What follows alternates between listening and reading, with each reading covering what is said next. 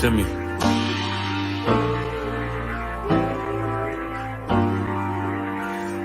Played the horn of Lord and served other gods. Remember the days of old, we the lost tribes. They don't believe the Bible, they say a white man wrote it, but still celebrate them holidays from white men, don't they? Like Christmas and Thanksgiving appetites. I don't even see my closest family half the time. Going out ain't an option, I won't compromise. I got integrity and more heart than Valentine. Kyrie tweeted a book they sell on Amazon, owned by the same folks that told him to apologize. Remember slaves couldn't read, wasn't allowed, so it's meaning when I tell you I'm black and I'm proud.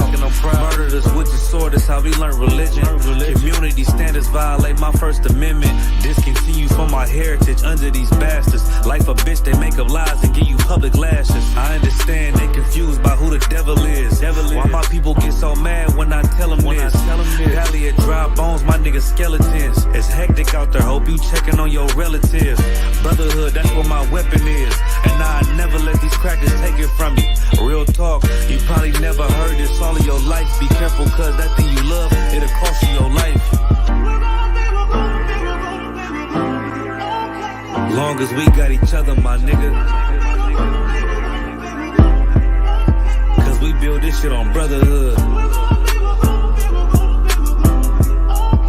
Long as we got each other, my nigga. Yeah. We build this shit. Nigga, I done lost family, I done lost friends. Day one, niggas thought was riding to the end. Still showed up, put in that work. Hide behind a smile while I'm walking with this hearse. Some nights I felt alone, most nights I felt cold. Some nights I drove around, I ain't wanna go home. Nigga, I ain't never been, nah, I ain't never fold. Follow orders like a soldier doing what I'm told. Even when the council wasn't making any sense, I ain't never doubted, I just put it to the test. Days I was fucked up and down to my last cent. Reaching in my pockets, only coming up with lint. I'm talking even on the days that I couldn't pay my rent. I put it down for my brothers, ain't spared no expense. If I ever got bent, caused an offense, please forgive your brother, Lord, that ain't what I meant. See that brotherhood a weapon, fight against deception. When something taken from you, then it's just a blessing. Shorty really loved me, gave me everything she got. And I'm sorry, baby girl, if I ever broke your heart. Man, mistakes that I made, don't know if they'll fade. Moving with a heavy heart, living with the pain. Take away the shame, wash away the stain. Praying to the Lord for the days that I was Cain. Sheesh. Long as we got each other, my nigga. Cause we build this shit on brotherhood. Long as we got each other, my nigga. Cause we build this shit on brotherhood.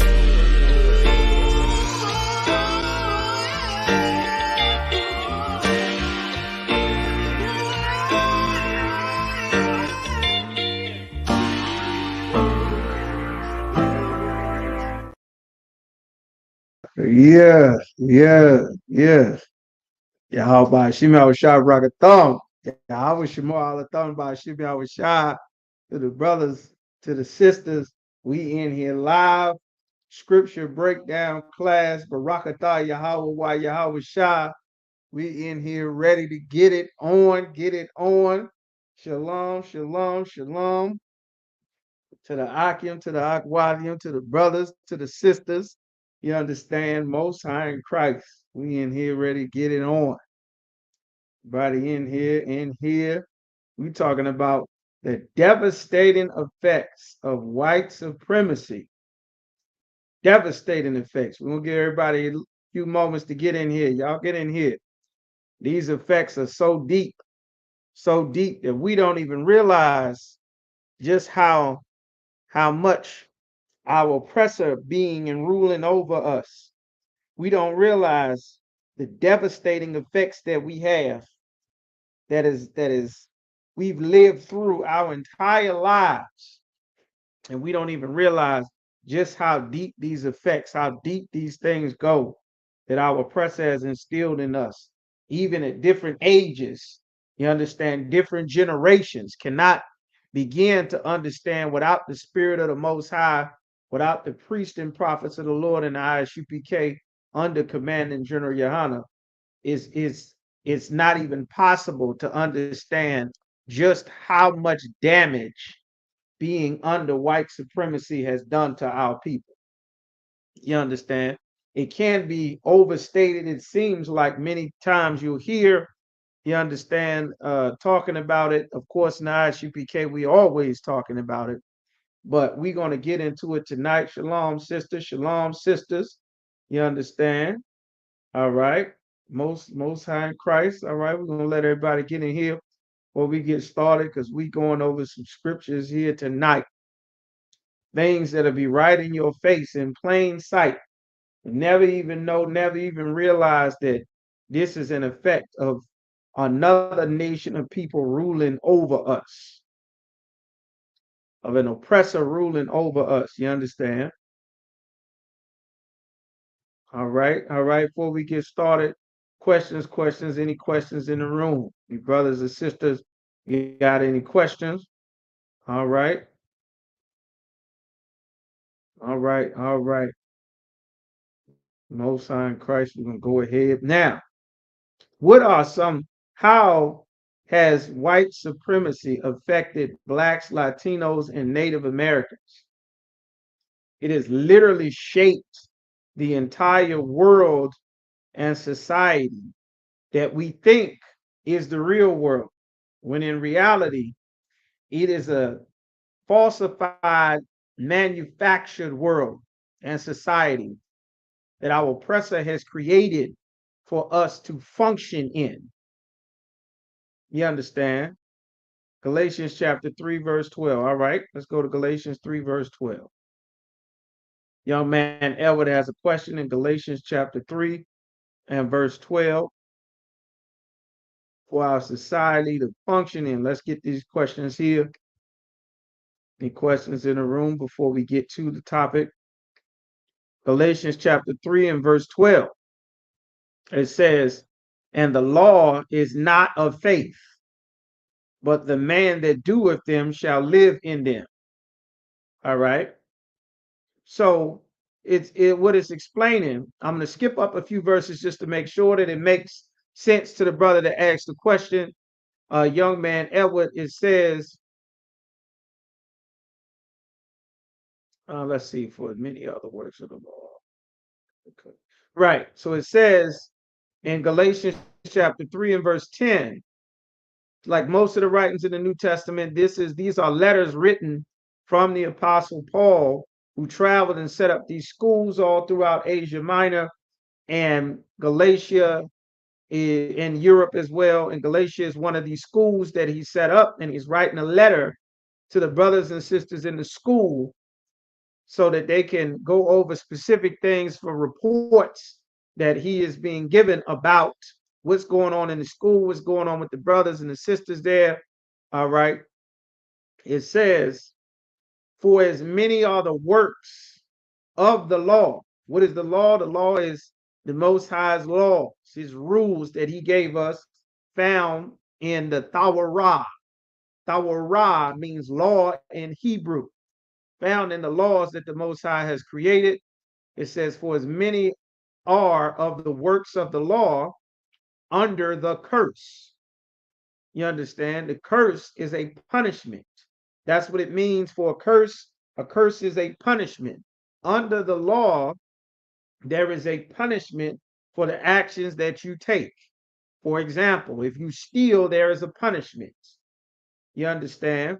If you lie, there's a punishment. If you commit adultery, you have sex with a woman that belongs to another man, or if you are a woman that had sex with any other man besides your husband, or besides the first man that you have had sex with, if he has not expired, his life has not ended, then you are bound to that man. You cannot leave and go now and be with another man. That is a punishment under the law. The curse, the punishment for breaking that law is, oh man, I didn't press. Salakia, Instagram. Salakia, bear with me just a moment. We're getting up. All right, Salakia. We live now, Instagram. Salakia. Didn't hit the live. So you're dealing here. We're talking about the devastating effects of white supremacy, how it has shaped every facet of life in the Black, Latino, and Native American community, and the effects we don't even realize just how much damage it has done to our people, to our families, to our brains, to the way that we think and reason life, the way that we decide or figure what is right, what's wrong. All of those things come from a falsified life that our oppressor has created for us to live in. Just like, for example, you have a pet. You understand? You own animals, you own pets. The fish that are in your fish tank, that are in my fish tank, they don't come from my fish tank. They don't come from my fish tank. The life that they're living is not the bubbles that I put in there for them to get oxygen. They're supposed to get oxygen from the air and whatever river and lake and stream or pond that they live in. But I have created an alternative reality for them to live in, even though that is not where they would be naturally. They have to go and find their own bugs or their own worms or eat their own sprouts or plant roots or fruit, whatever falls into their water, not what I put into their tank every other day or so. I've made a reality for them because I rule over them. Well, us being ruled over by another nation of people has created a false sense of reality. It is the day-to-day life that you and I are living, but it is not the real world that we are seeing. We are only seeing what our oppressor has created for us. That's the topic of the class. We're going to get into it a little bit later on. We're taking some questions in the beginning. Young man Edward had questions on Galatians chapter 3 and verse 12. And right now, for those of you just joining, I'm catching you up to speed real quick. So like Galatians chapter 3 and verse 12, we read, it says, and the law is not of faith. You understand the law, the laws and statutes and commandments that the Lord put in for us to obey. Law is Torah in the Hebrew. That's what it means, the law or the Torah, as people call it in English. You understand those rules the Most High gave to Moses to tell the children of Israel are also the same rules that the Lord gave to Adam when he gave him the breath of life in the Garden of Eden. Moses got instructions to write down what the Lord had instructed Adam as far as his laws were concerned. Then the Lord also instructed Moses to write the laws, the statutes, the judgments, and the different sections of the law and rules. The same way if you go to court, you understand the court system has rules, the court system has laws. They got different sections and statutes between manslaughter. You didn't mean to unalive someone, but you did. Vehicular manslaughter, you hit someone with your car. First degree unaliving or murder, what Esau calls it. You understand? And you got second degree. You got a homicide that happened negligently because you wasn't being responsible with your firearm or whatever you were doing. There's all kind of different degrees. That's what a statute is. So when the scripture says the laws, statutes, and commandments, that's what it's talking about. That's what a statute is. That does not take faith. You understand? Everybody just give me one. Let me know you still follow me. I'm getting ready to go and break it down some more for the brother that asked the question. But me telling you, if you touch this stove, I mean, let me not use that because you touching the stove and getting burned, that's a punishment in itself. If I tell you you cannot have sex with another man's wife, it does not take faith for you to not go now and have sex with another man's wife. It doesn't take faith for you. At that time when the law was given, you didn't have to have faith about it. Because if you did go and have sex with another man's wife, someone is a group of brothers, a group of officers are going to come and drag you out of your house and drag the woman who you committed adultery with, going to drag her out of her house and take you and her outside of the city. And then everyone in the city is going to throw rocks at you until you expire. You don't need to have faith to keep the law. You just need to not want to get stoned. Everybody understand, right? You don't need faith to keep the law. You know for a fact going to come in your house, kick in your door, drag you from your bed, your kitchen, your living room, snatch you off your job, Find out that you have done this thing and your life is over. You don't need to have faith to obey that law. You just need to be concerned about the consequences or afraid of losing your life. That does not take faith. Well, the letter of the law is what the Most High gave to us. We had the instructions, we had the men that were set up to enforce the law. These were the officers that we went over last week in the classes in Deuteronomy, the first chapter, of tens, of fifties, of thousands, and captains. You understand? That is what we are building here in the ISUPK. That is always what has been done all throughout the Bible. That's our culture that the Lord gave us. Because of our oppressor ruling over us. Hey, shalom, sister. Because of our oppressor ruling over us, which fits perfectly right into the topic the young man Edward asked, we believe that someone else is responsible for policing us. We believe that another people and their law is responsible for coming to make sure that we behave a certain way, that they can dictate what a behavior is acceptable or not acceptable, because we cannot do so ourselves, because we have been taught that America or our oppressor's government and his law enforcement will keep the law, or you understand, who would keep civility at whatever level they so choose. You understand? Here's what exercises faith.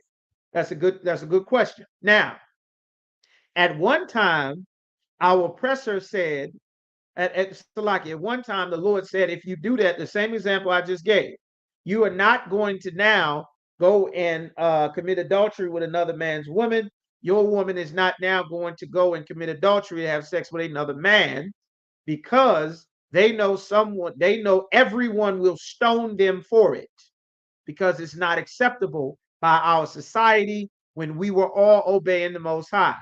At this time in 2024, you are not going to face being stoned by thousands of people if you go and have sex with another brother's woman. Or if you are a sister, go now and have sex with another man that is not your husband, you are not going to face being stoned. There are no laws in this land that would allow for you to be punished the way that our laws, or the law, what is talked about here in the scripture, there are no laws in this land that would allow you to be punished in such a manner. You understand? So that is why, because there is no punishment, many of our people just do whatever they feel and break God's laws. So because there's no one coming to punish you for it, many of our people do it anyway, even though God does not permit it, our oppressor does.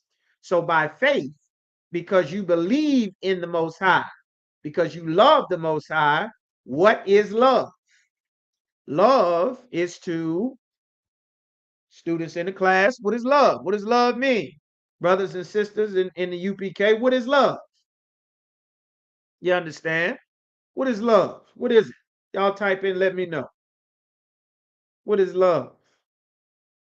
You understand? What is it? What is it? Because you know the Most High, you love the Most High. What does that even mean? You understand? There we go. Love is to keep the commandments. The commandments are the laws, statutes, and the commandments. That means to keep the commandments. That's right. That's correct. To keep the commandments. That is what love, brotherhood and sisterhood, keeping the LSC. All right, y'all don't shorten law, statutes, and commandments. Don't do that. Don't do that.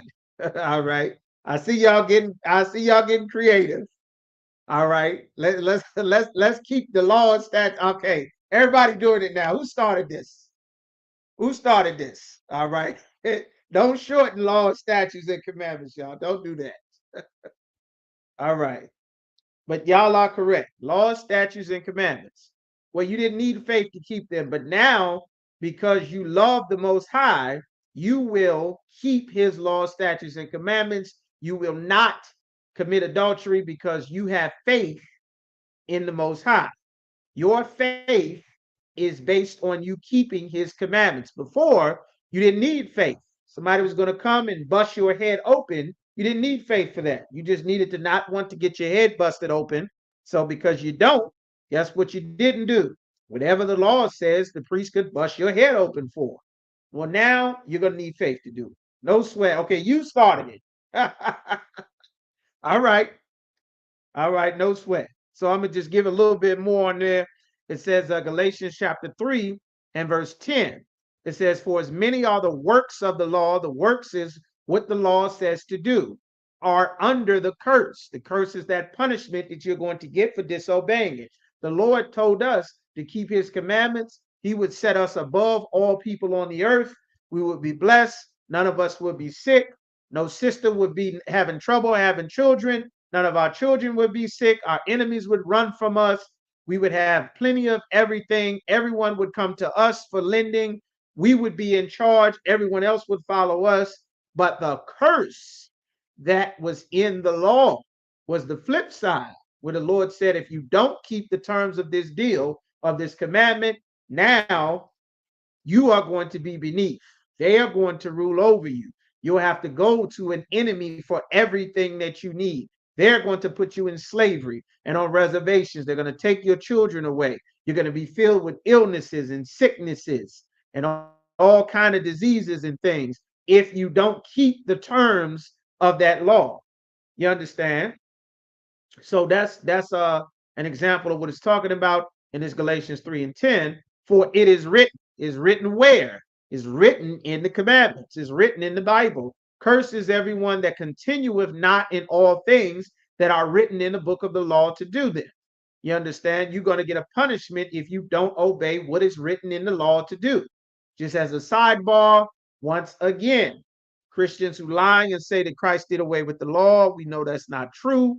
And preachers who teach that you don't have to keep the law, everything in the New Testament was the disciples teaching how to keep the law. That's what Christ taught them. That's what the Most High told Christ to teach them. That's what the prophets were teaching in the Old Testament.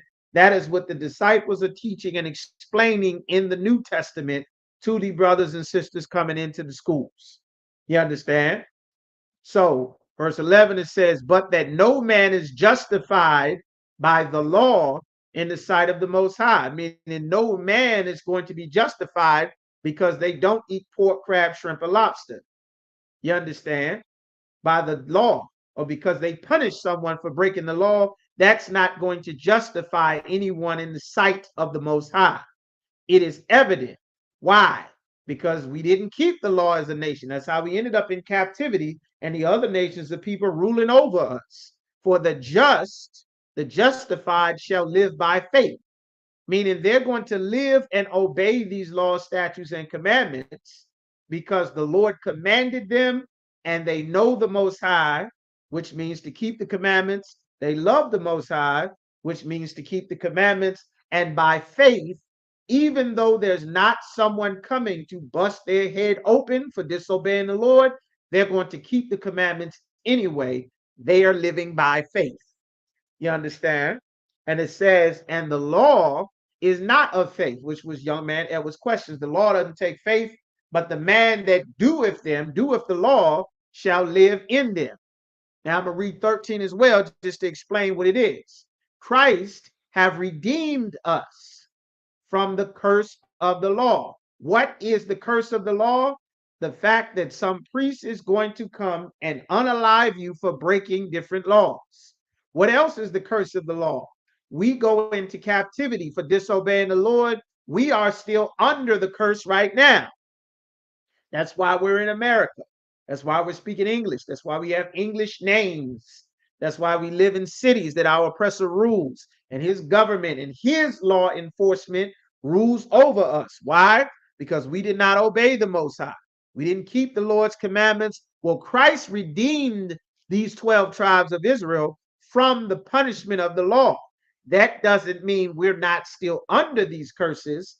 He gave us an opportunity to change our lives and come back to obeying the Most High, except this time it's not going to be because someone is forcing you with the threat of taking your life or a punishment or a curse of the law. Well, Christ redeemed us from that curse, so now we can come back and serve the Most High again.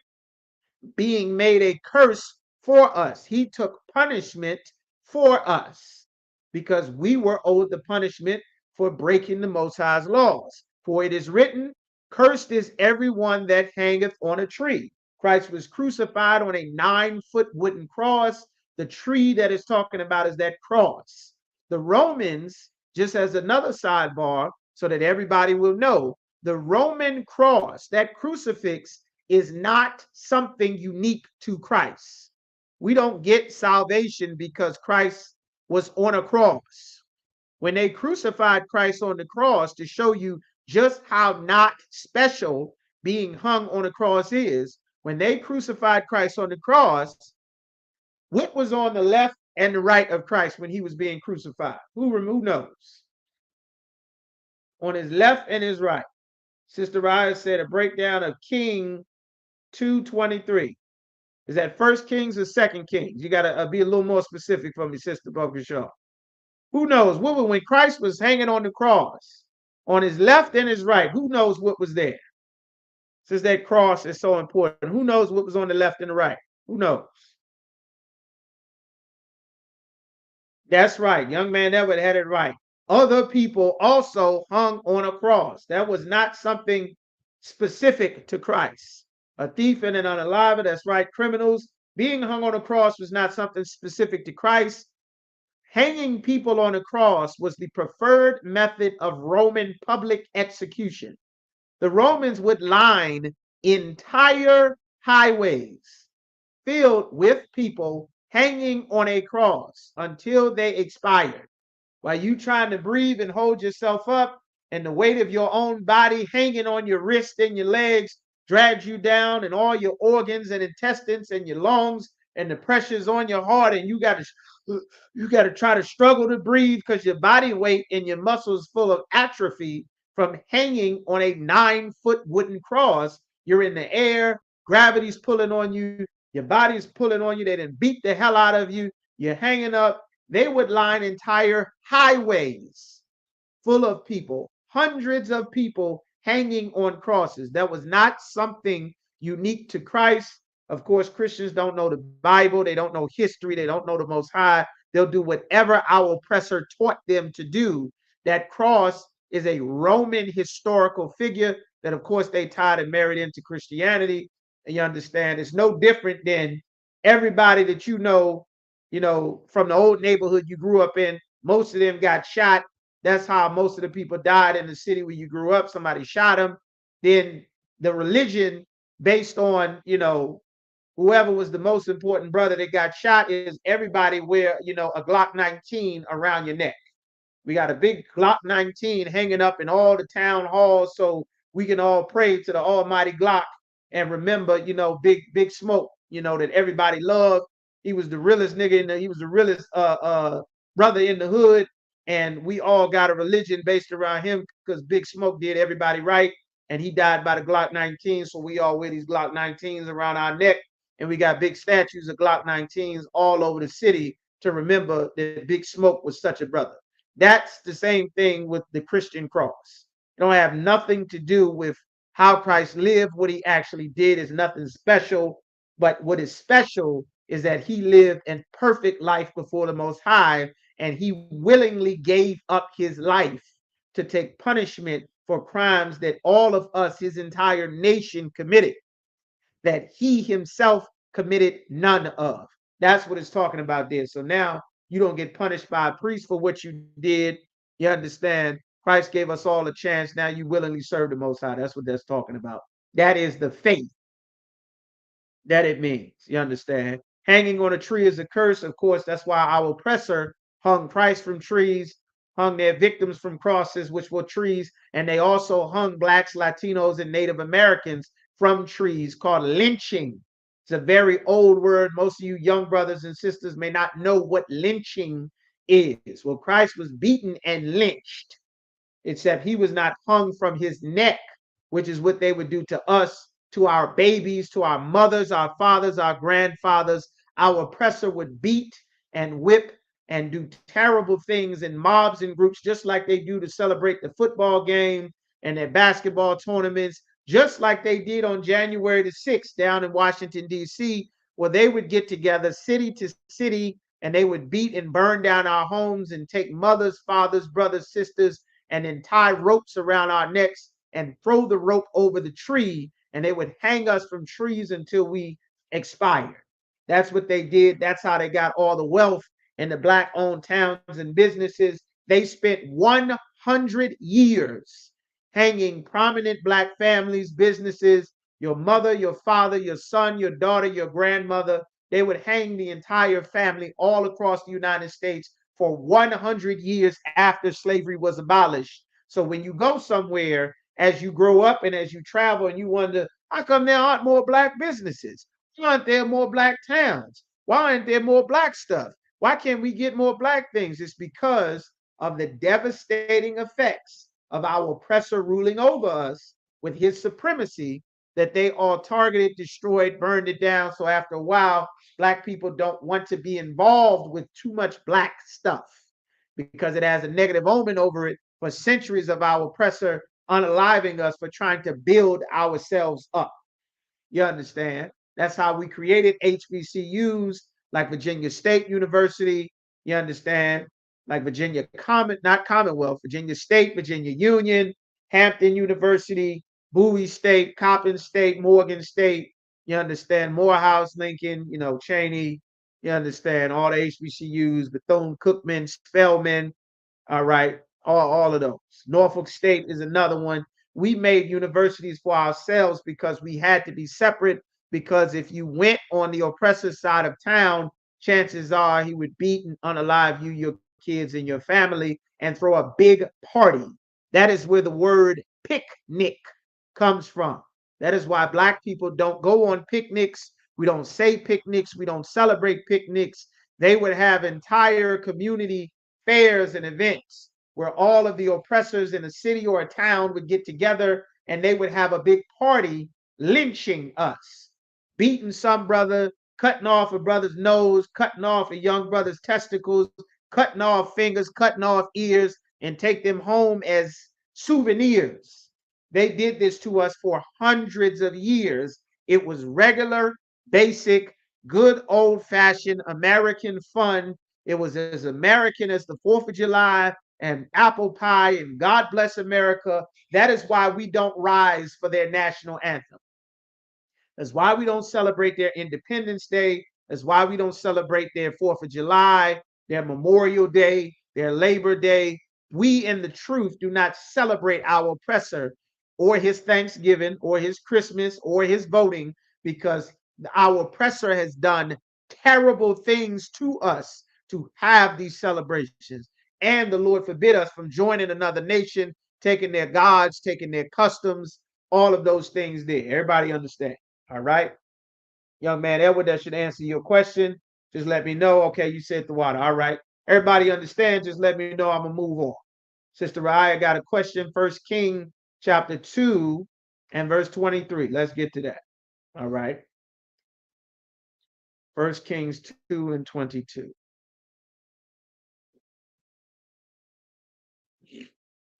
All right. 1 Kings chapter 2, verse 22.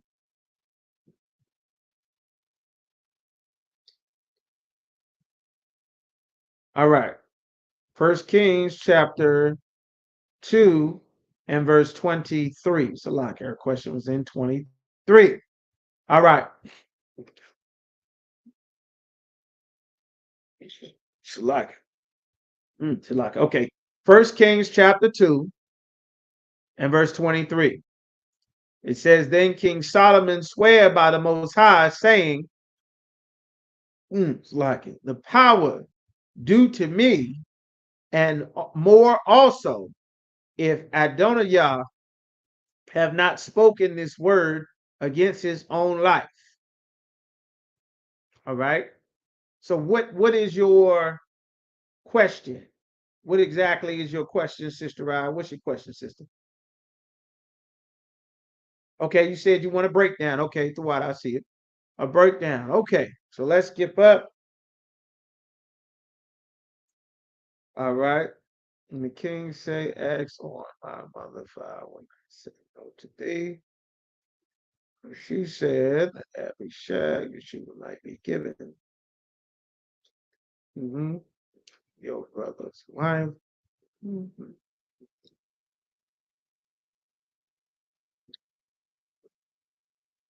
Ask for him the kingdom. Ask for the kingdom also, for he is not overcome.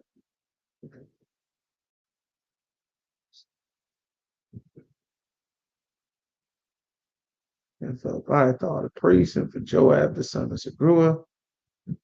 Okay. Ask for him the kingdom also. Okay. Most High, do so to me, and more also, if have not spoken this word, that should establish me, set me on throne, but made me an house as he promised, shall be put to. Oh, okay. Yeah, I see what's going on. Salaki, give me a second, sister. It's a whole lot going on here. There's a lot going on here in the scripture. This is a hell of a question, Sister Raya asks here. All right, sis, give me a second. I'm trying to see where to start. You understand? This did not go well for the brother. Not, and she say unto him, say on, and I speak, praise Solomon, for he would not say no. And I speak that he may give me Abishag the Shulamite to wife. Bathsheba said, well, okay, Abishag the Shulamite. All right. And then all Israel set their faces on me that I should reign, albeit the king is talking about, and it is become my brothers, for it was his from the Lord. There's a lot going on here. It's a lot. It's a lot going on. Came to Bathsheba, the mother of Solomon, promised thou peaceably. Good Lord. I might have to read most of this chapter. Okay, so let me catch y'all up to speed here. Yeah, I see, sister. You come bringing trouble. No sweat, no sweat, sis. I'm just joking, of course. All right, so King David has passed away. This is what's going on at the beginning of the chapter, 1 Kings chapter 2 and verse 10. It says, so David slept with his fathers. When it says slept with his fathers, is going to explain. Remember, every time you see the words if, and, or but, some of the most important words in the entire scripture, what does it mean to sleep with your fathers? It says, and was buried in the city of David. That means his life expired. His life is over. He slept with his fathers. He was buried in the city of David. And the days that David reigned over Israel were 40 years. For 40 years, he was in charge of Israel. 7 years reigned he in Hebron. He reigned in Hebron, which is one of our cities, for 40 years. 30 years, so like 30 and 3 years reigned he in Jerusalem. Jerusalem is known, you understand. He reigned in Jerusalem. At first, he was reigning in Hebron.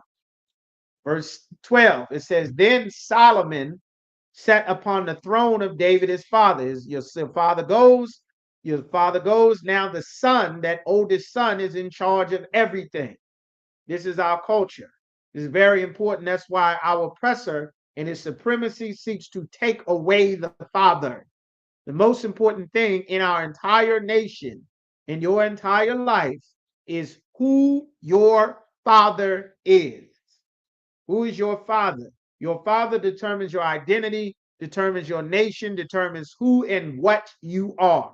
Not you, not politicians, not your mother, not your grandmother. You understand? Not your church, your religion, your gang, what city you're from, what language you speak, your skin color, your hair texture, how big your nose is, how thin your lips are. None of those things there. Who the seed of your father is the most important thing in your life. You understand? So it says, then Solomon sat upon the throne of King David his father, and the kingdom was established greatly. King David built up the kingdom for 40 years for his son to rule over. All right. Verse 13.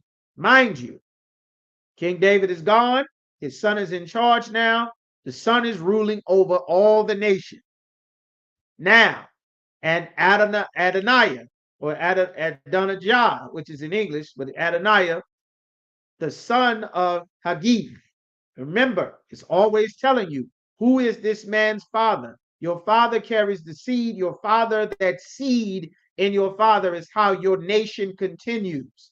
Your great great grandmothers, your great great grandfathers are brought back into the earth. Their spirit comes back to life from the Most High when your father and the seed inside of your father's and his testes, that seed is put into your mother, that reproduces our relatives back on the earth again. That is who you are, brother. That is who you are, sister. That is who I am. We are some relative that his spirit has passed on several generations before, that the Lord gave this spirit back to be a child of their relatives from generations later. That is always how life has been. That is why you don't have permission from the Lord to unalive your baby or to get an abortion, because that is how life continues. That's how reincarnation happens. That is the true circle of life. But under our oppressor's culture and his supremacy, we have learned other things that are falsified, that are created for us to think that this is life. Just like I take fish, some breeder takes fish out of the ocean or the sea, puts them in a tank, breeds them in a tank, and then I go to the store, he sells some of the fish to me, I put the fish in my tank. That's not the real life that those fish are supposed to live in my tank. But I have created a life for them because I rule over them.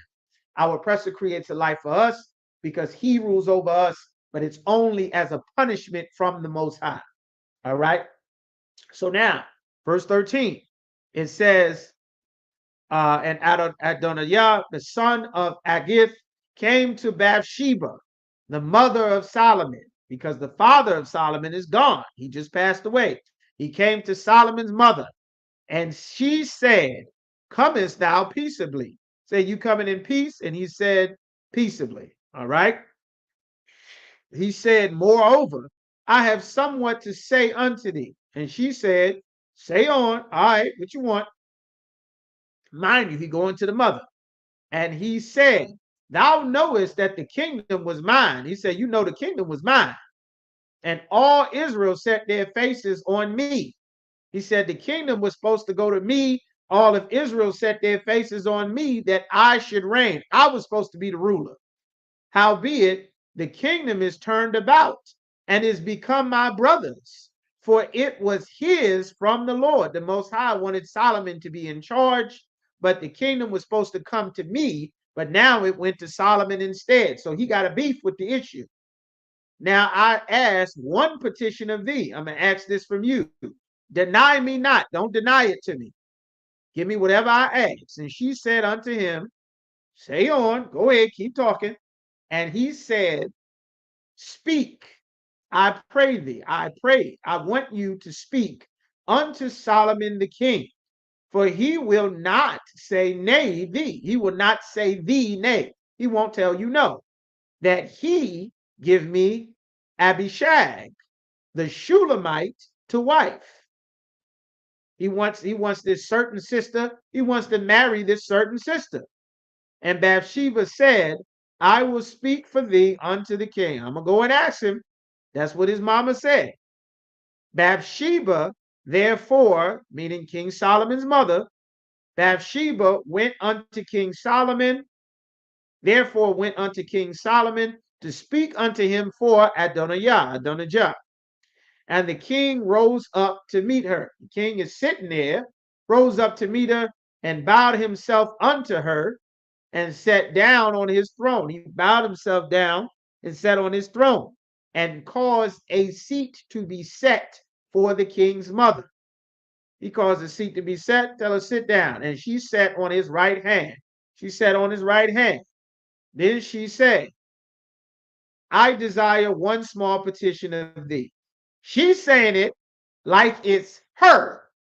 That's why Adonijah went to her and said, I want you to ask this. And she said, she gonna go and ask the king on his behalf. And now here's what's going on. I pray thee, say me not nay. Don't say no to me. That's what it is. And the king said unto her, ask on, my mother. Tell her, go ahead, ask what you want, but I will not say no to you. I will not say thee nay. Verse 21. And she said, let Abishag the Shunammite, Shalakia, the Shunammite, be given to Adonijah, thy brother, to wife. King Solomon answered and said unto his mother, why dost thou ask Abishag the Shunammite for Adonijah? Ask for him the kingdom also. You're going to ask for him to get the kingdom too? For he is my elder brother. He's my older brother. Even for him, and for Abiathar the priest, and for Joab the son of Zeruiah, meaning that Joab was the head of the armies of Israel. For those of you who don't know the backstory, Joab was a mighty warrior for King David. Joab slew Abner.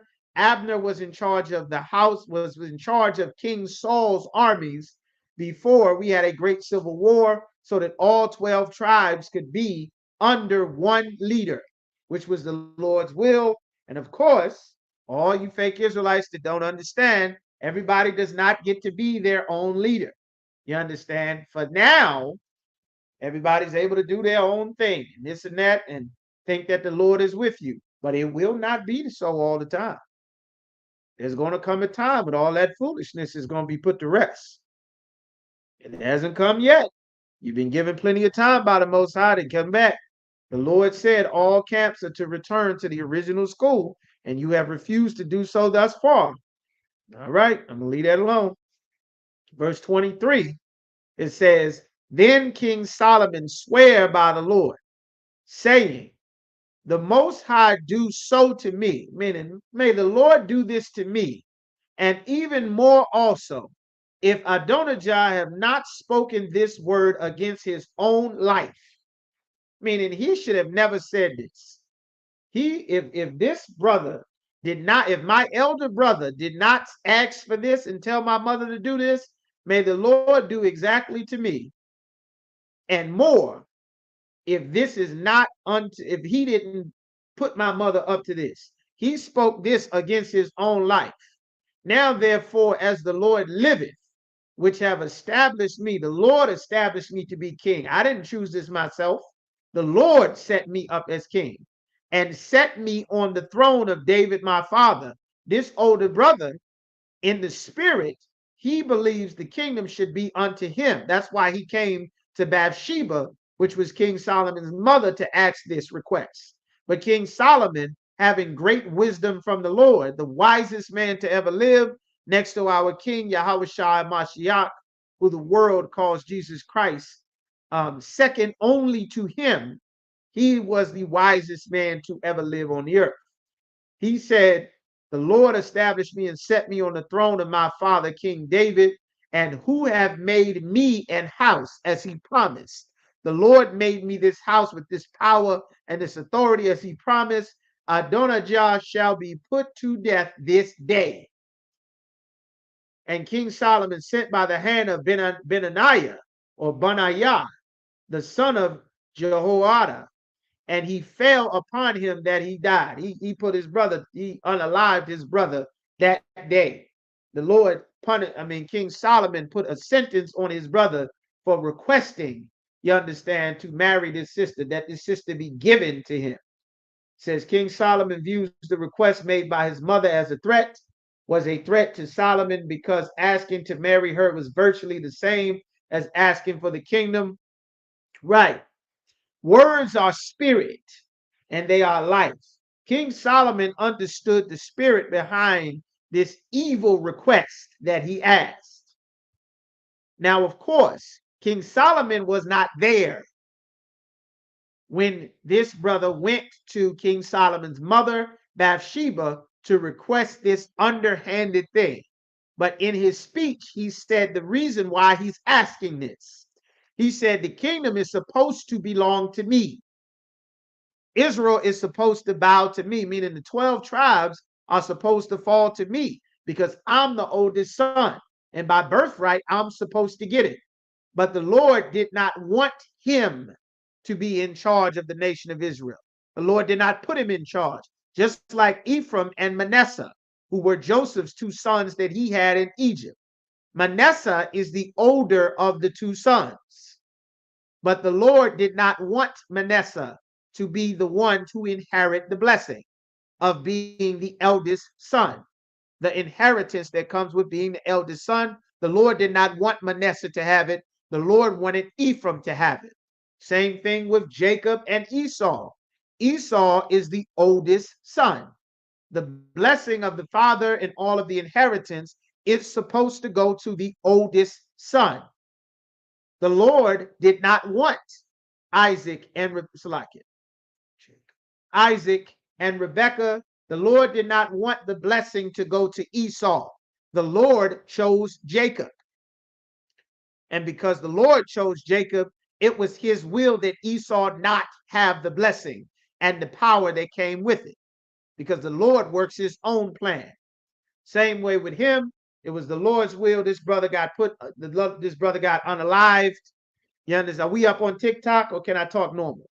Are we on TikTok, Yagadar? We up on TikTok? We live or we not? If we not live, then I don't have to keep using this TikTok speech language. I can talk regular and just teach my class. Let me know if we up on TikTok or not, Yagadar. All right. But that's what happened there. And in his spirit, he wanted the kingdom. King Solomon saw right through it. To the average person reading the book, it's like, well, he just want to marry this sister. He just want to marry her. But King Solomon saw through it. And the spirit behind why he was asking, King Solomon saw it. And that's why. Okay, all right, we're not on TikTok. All right, Most High in Christ. That's why he was judged. The Lord passed that judgment because King Solomon sits as judge. He's the king over the nation. He was the king. So he put that brother, he unalived his oldest brother that day. All right. All right, on field for thou, but I will not, because thou bearest the ark of the Lord, because thou hast been afflicted. Solomon thrust Abiathar from being priest of the Lord, the field which he spake concerning the house of Elah.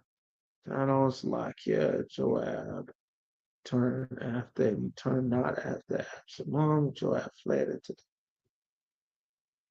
Salakia, said, behold, he is at the altar. Right.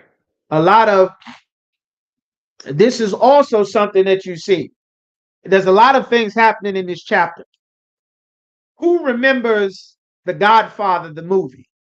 Most of the things that are great and critically acclaimed in the world that are actually worth something, if you actually look into them, they come from our stories. They come from us. Who remembers The Godfather when young Michael Corleone took over? Who remembers The Godfather? All right, that's one brother. Who else has seen it? In order for this to make any sense, a number of brothers and sisters would have had to see this movie. Sisters may not have watched it. It's really a man thing. You understand? That's why so many brothers in the hood and in the ghetto try to pattern their lives and give themselves name after the Don and Corleone this and that, and how the Italians structured that crime family because they understood about heritage and preserving your culture and your identity. Okay, that makes two brothers. Any of you sisters ever seen or watched The Godfather? It's not really something that would appeal to most women because it's really a man thing. But many sisters may have seen it. You may have watched it with your husband, with your father, or something like that. You know, just let me know here. So that's three. All right. Nobody else know what the hell I'm talking about. I might have to use another example. And give y'all a moment. Who else has seen The Godfather? Where are the rest of the brothers and sisters in this class here? Everybody make sure y'all hit that like button. The like button helps the algorithm, pushes it along. Y'all come on in here, all right? Who else has seen The Godfather? That's three. Three people answered. All right. Let's hear some more. Only three. If you have not seen The Godfather, I need you to respond as well. Who knows? Who doesn't know what the hell I'm talking about? All right. Let me know. Y'all type in there. All right. One brother said he's seen it. That's four. All right. Who else? Anybody else seen it? Nobody else has seen it. Right? Nobody but those four. Right? Who is in here? I know the movie, but I never actually watched it. All right. The water, somebody answered. All right. Where is Shemaiah Bar? No brothers driving here. Where's Shemaiah Bar? Officer Aharon, Sister Tawabaf, Sister Deborah, Sister Imadah. You understand? Where's the rest of the class? Who here had seen this movie? Sister Hadassah, who has seen The Godfather? I'm asking the class this question so that I can go forward. Where's Sister Anna, who has seen this movie? Who even knows what I'm talking about? So I reference. Okay, Thawada. Y'all seen Okay, Most High in Christ. All right. Now, in the movie, once he takes over, he's waiting until his father dies. All right. Officer Shemaiah Bar seen it. Mosai Thawada. All right. Anna seen it as well. All right. He's waiting till his father dies. What was he waiting? What was the reason that he waited for his father to die and be buried? What was the reason? Why did he do that? What was he planning to do? You understand? What was the reason? Who knows?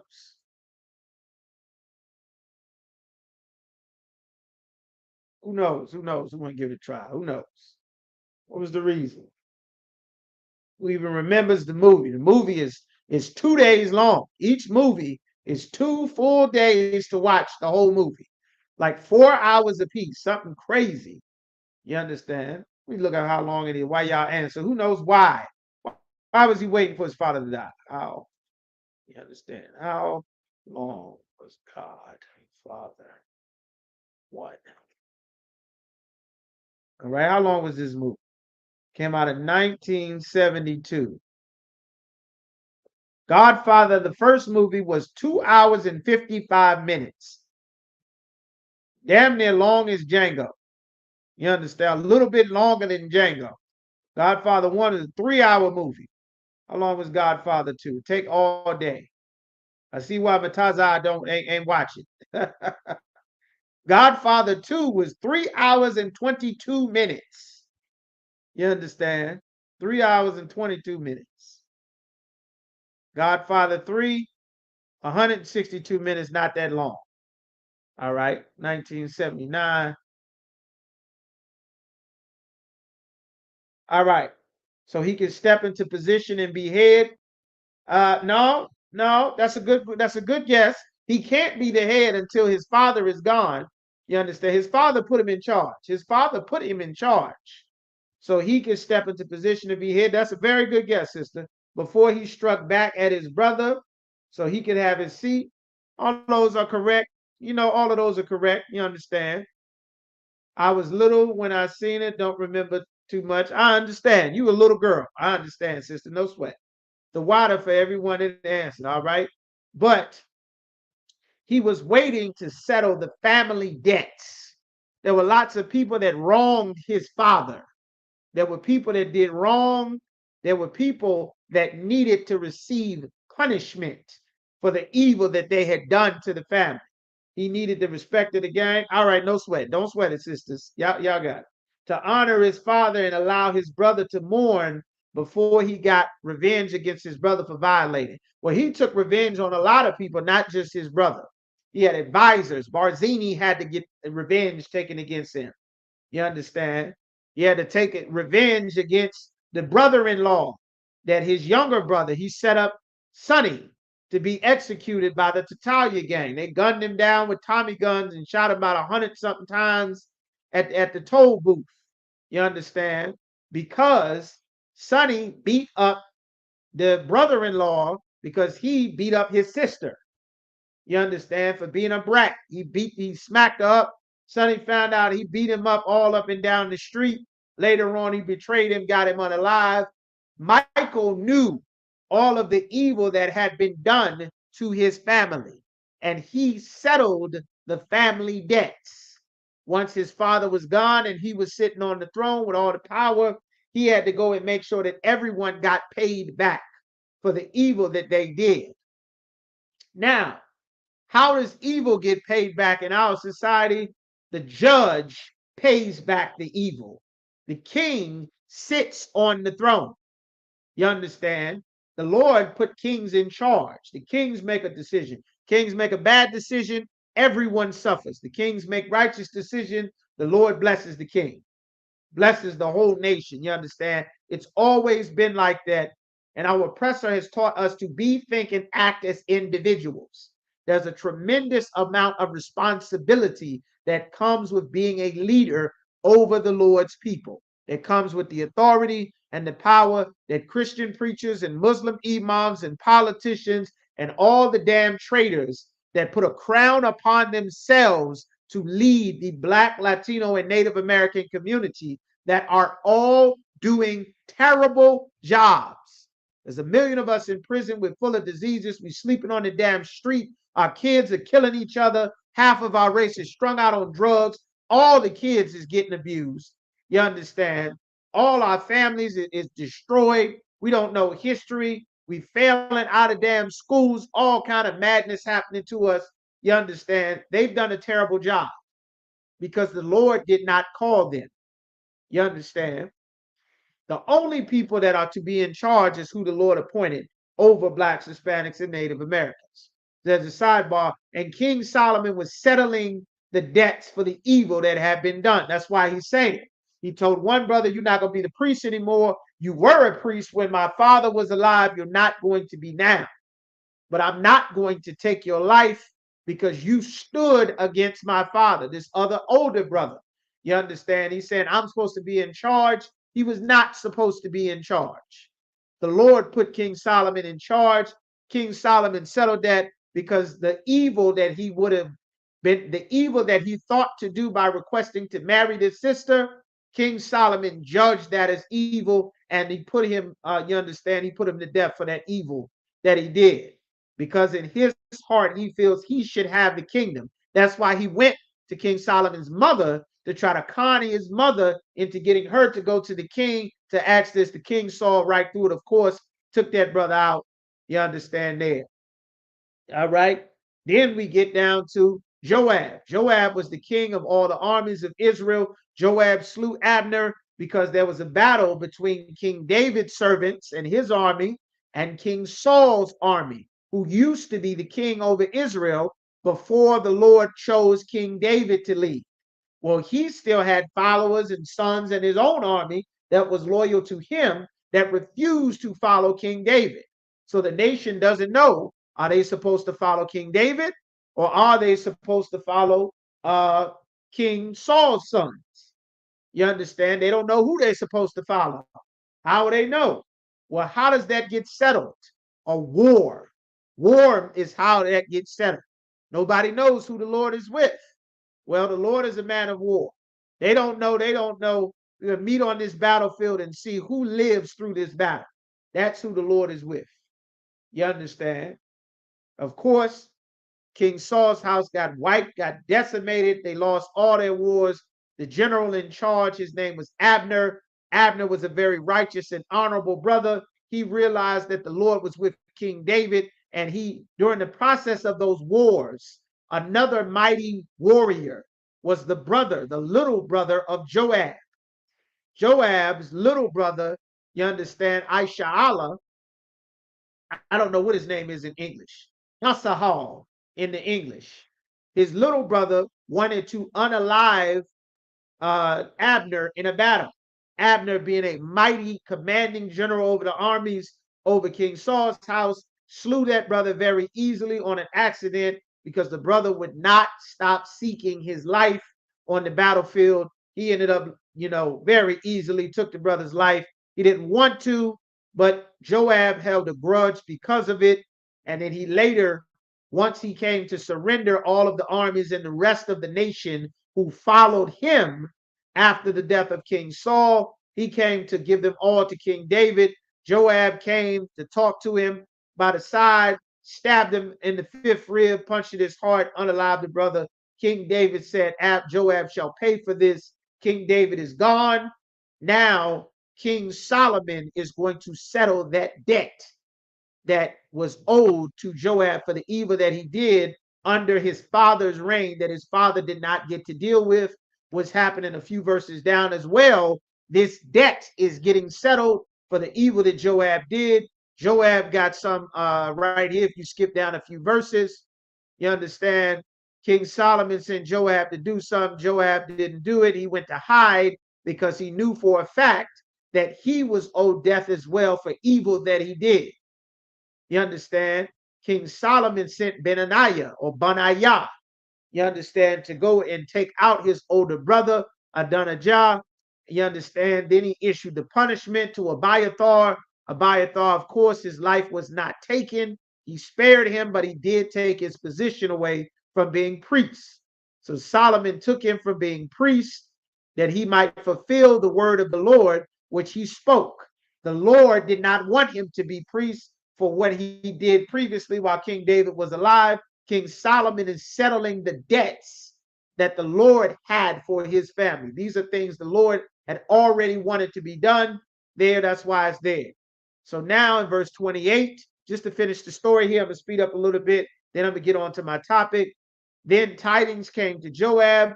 Greetings, a message got to Joab.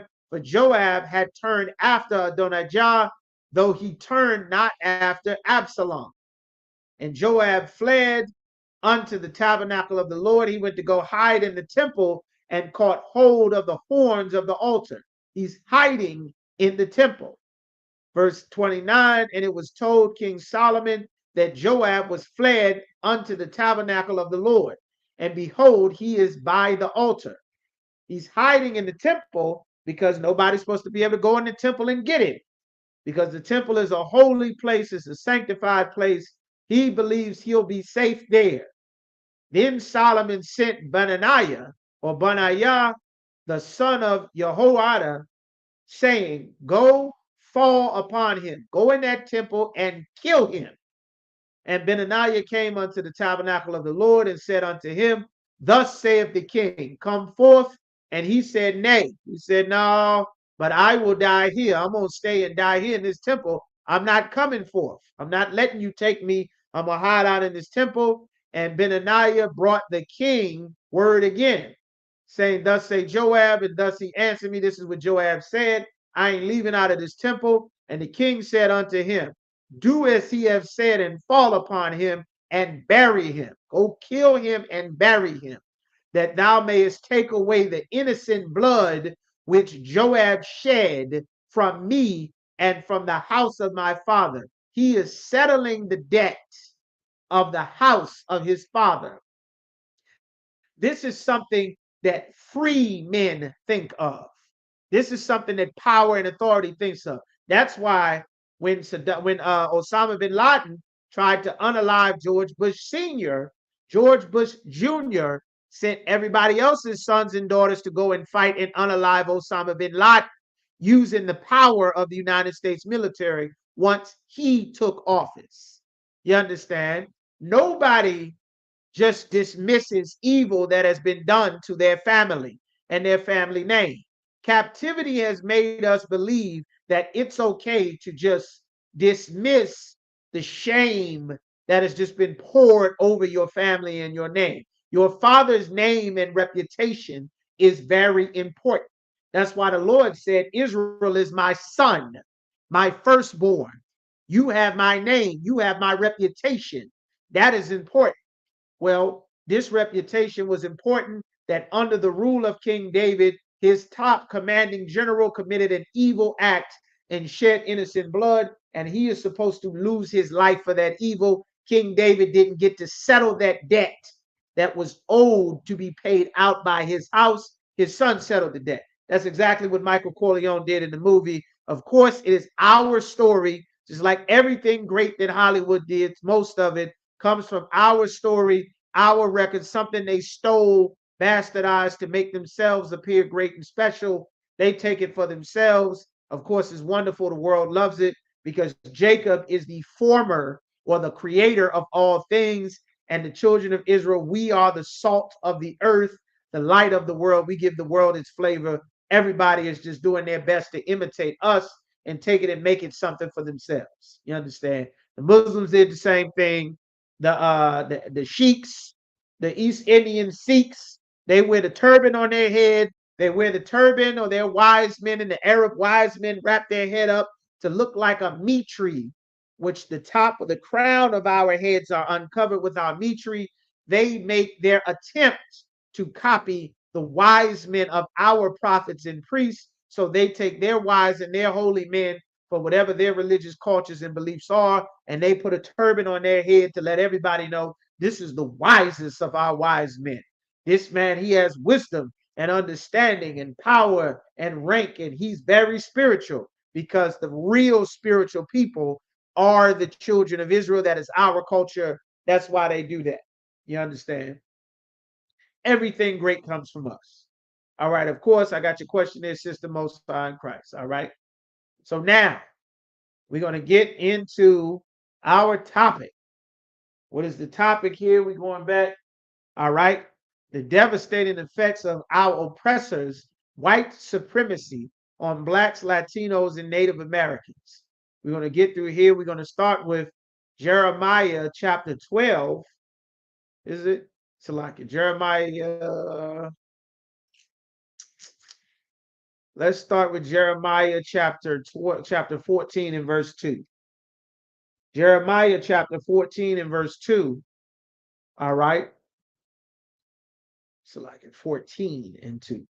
Jeremiah chapter 14 and verse 2.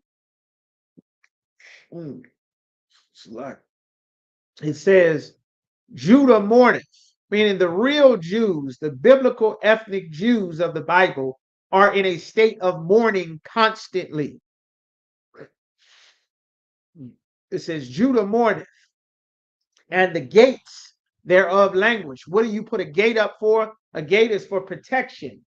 There's supposed to be a gate around your house, a gate around your city, so that everyone cannot just come and go freely into your town, into your community. Now, at one point in time, the gates were literal. I am the boss, there's no sweat. We had literal gates, gates to farms, gates to a ranch, gates to a city. They used to call it the city gates. Cities don't have gates like that anymore because times are more modern. The cities are more wide and more open. Now, the woods, the wilderness, all of that is considered a part of the city. The city has a zip code. You got rural areas to the city. You got country areas to a city. You got the city areas where all the people and businesses are, the downtown areas, the metropolitan areas. There's different areas and portions to a city. You got the business district, you got the restaurant district where all the food and stuff is. All of those things were always in different parts of a city. But now all of that is in one city. Like you got restaurants in Richmond, you got some wooded areas in Richmond, you got homes, you got schools, you got business, you got courts. All of that is in one city. At one point in time, to get into the gates of a city, it was open and closed. Well, our gates are spiritual. We spiritually don't have anything to close ourselves off from the other nations of people. Our culture, our officers, the captains, you understand, our heritage, all of these things was to close us off from the other nations of people. When you come into the ISUPK, you are being put around, a gate is being put around you. It's a spiritual gate. In our schools, we have physical and spiritual gates, you understand? So that another nation of people and the influence and the culture of other nations of people is not allowed to come and dominate and rule over us or creep in and influence us to live our life the way that they would, to take their gods, to take their customs.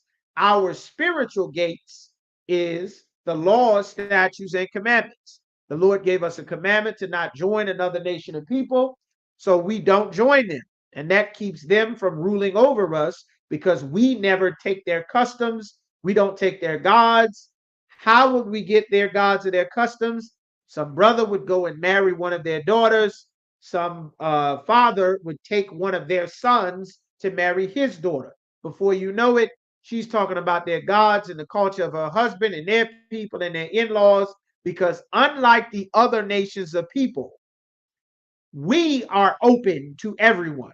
That's why the Bible says the gates thereof language. The leaders of our people are to protect us, to be a gate, to tell us what to watch out for. There's danger. Don't do this. This is what's happening to our people. Make sure you do this. This is how the Lord stays on our side. This is how we maintain our cities, our businesses, our families. Our leaders are traitors in the Black, Latino, and Native American community. They are terrible leaders. They're terrible. They marry us to the other nations, to their culture. That is how they're able to come and set up businesses in our communities. That is how they're able to take, you understand, to take our sons. We went to Baltimore on Saturday, and in Baltimore, we battled Muslims on Saturday for about 3.5 hours. Black men telling us how great Islam and the God and the culture of the Arabs are as they lived, remember the beginning of the class, a manufactured pets version of Islam that is not the same Islam that an Arab is living. They live a version of Islam where they don't get the oil money, where they don't own record labels, where they don't get the life insurance policy money from all the black rappers who are Muslims unaliving each other in rap beef. You understand? They don't get the benefit of all the United States government aid and funding and assistance so that they can set up farms and halal stores and Arab chicken spots and hip hop chicken and all of these kind and become DJ Khaled. They're not sharing the benefits of their Muslim Arab culture with black men in the ghetto where their black city has fallen apart and gone to hell, where they only know about being a Muslim because they went to prison. That's the only reason. That's how Malcolm X became a Muslim. That is how and why most black men turn to Islam, because of incarceration. Well, we spent hours battling him, telling him the Arabs are not the Lord's chosen people. Allah is not the Most High. None of this has anything to do with our people. This is our records here. Of course, he has married himself to the families of another nation of people. Our leaders did this. I saw a great breakdown his spirit. Okay, Most High in Christ convicted that he ran to pick a, yeah, you understand? Like, this is what the Lord is talking about, our gates language. The only reason that brothers are Muslims is because traitors of our people join our oppressor. The Nation of Islam comes from brothers who learned from an oppressor named Fard Muhammad. Fard Muhammad was a, who knows, who can guess what I'm getting ready to say? What was Fard Muhammad? They call him Master Fard Muhammad. Who knows who Fard Muhammad was? Fard Muhammad. What was Fard Muhammad? What was Fard Muhammad? Fard Muhammad, Wallace Fard Muhammad, known as W.F. Muhammad, followed Master Fard Muhammad, was the founder of the Nation of Islam. Let's read real quick about Fard Muhammad. You understand? Fard Muhammad, Fard Muhammad. Who was Fard Muhammad? Just very briefly to show you, when the Lord says our gates languish, the gates, our protection, our leadership is weak. It's soft. It cannot protect us. It can't do everything. You understand? Fard Muhammad. Do we have time? Term of slave name. You understand? Okay, we got 20 minutes. Okay, we doing good. Elijah Muhammad. All right. The whole everything that we have is, it all comes from, for those of you that don't know, Fard Muhammad was a white man. Yes. Fard Muhammad was an Edomite. All this blackity black marching and Martin Luther King and turning and looking sharp and bow tying and bald head and shaved smooth faces. Arabs don't wear smooth shaved faces, by the way. That's jailhouse Islam. You understand? The Nation of Islam Everybody got a smooth shaved face. Arab Muslims don't shave their beard. Your beard is a sign of freedom and masculinity, and it is an embarrassing thing for you to shave your beard, just like it is in our culture. That's why we got commandments that you're not supposed to shave your hair off of your face. You're not supposed to do that. Well, your oppressor who taught you to be a Muslim, he told you to get a nice, smooth, clean face, just like the Egyptians, just like the Greeks and the Romans who took ancient Egyptian culture, which all of the Bible tells us what about Egypt? Don't learn the ways of the heathen. Don't take Egyptians' custom. Don't do what the Egyptians did. I made you separate from the Egyptians. I made you above all the other people. Well, brothers end up following behind a white man. The white man teaches them how to have a slave version of the Arab religion. Let's just learn a little bit about Fard Muhammad, just real quick, just a little bit, just a little bit. Everything that we have learned has been a scam. There's so many scams and schemes running in the black community that it is a miracle that any of us are even still alive long enough to learn the truth. This is it here. This is this Wikipedia page. Wallace Muhammad. You see this picture here, Fard Muhammad? This is a Caucasian. He's an Edomite. He is not a black man. You see why Louis Farrakhan get that nice slicked over hair like that with that pomade in his hair to make his hair lay nice and flat to the side with that part in there. That comes from this oppressor who taught all the black men how to be Muslims. That comes from him. He made it. That's his style. That's a style for his white man hairdo, not for black people.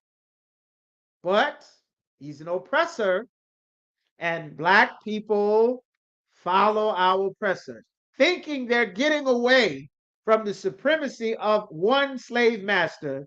They go underneath another slave master and the culture that he took from the Arabs to make a new version of Islam for the descendants of slavery that is separate from the real Islam that actual Arabs are part of.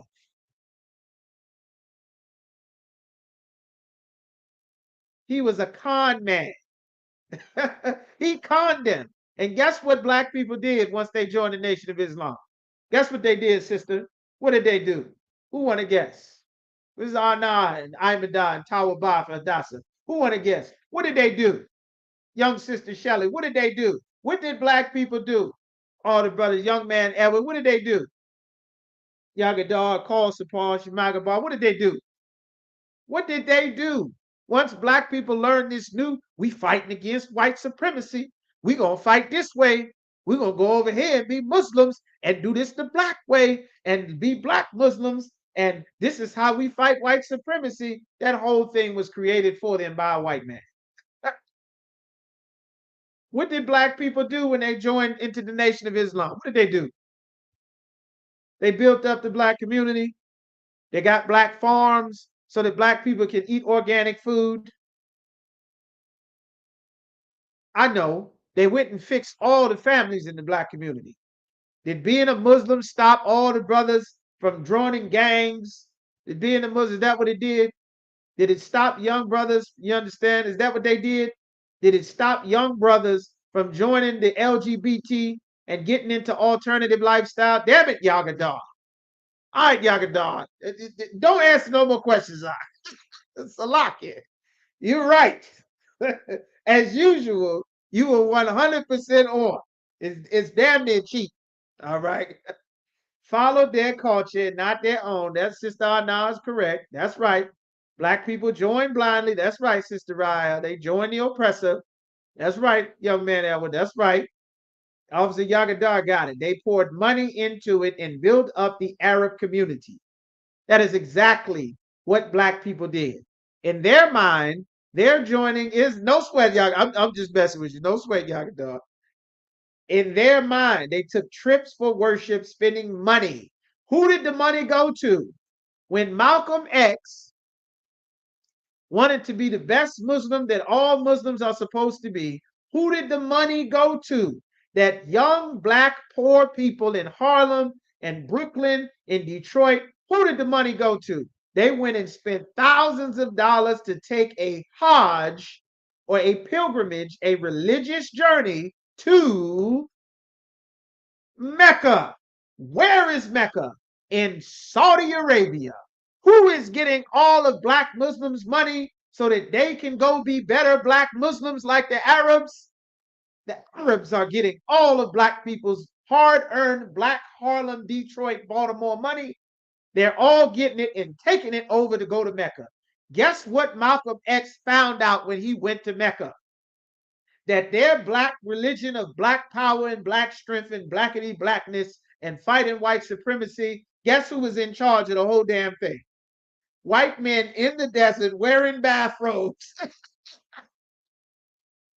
That's who's in charge of the whole damn thing. They thinking it's so black and super black and blackity black, and we being black in Detroit and black in Philly and black in Baltimore and black in Harlem, Muslim blackity blackness, all blackness, Islam, Allah, Allah, Allah.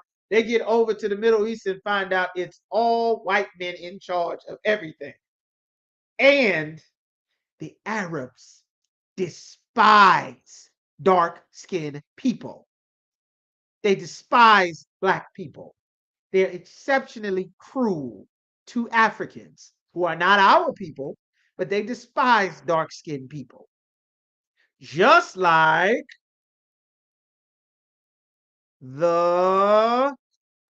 our oppressor. It's all a scam and a bunch of hustles. That's right, Sister Mecca. That's the correct answer. Wallace Fard Muhammad. His name is Wallace. They calling him Fard.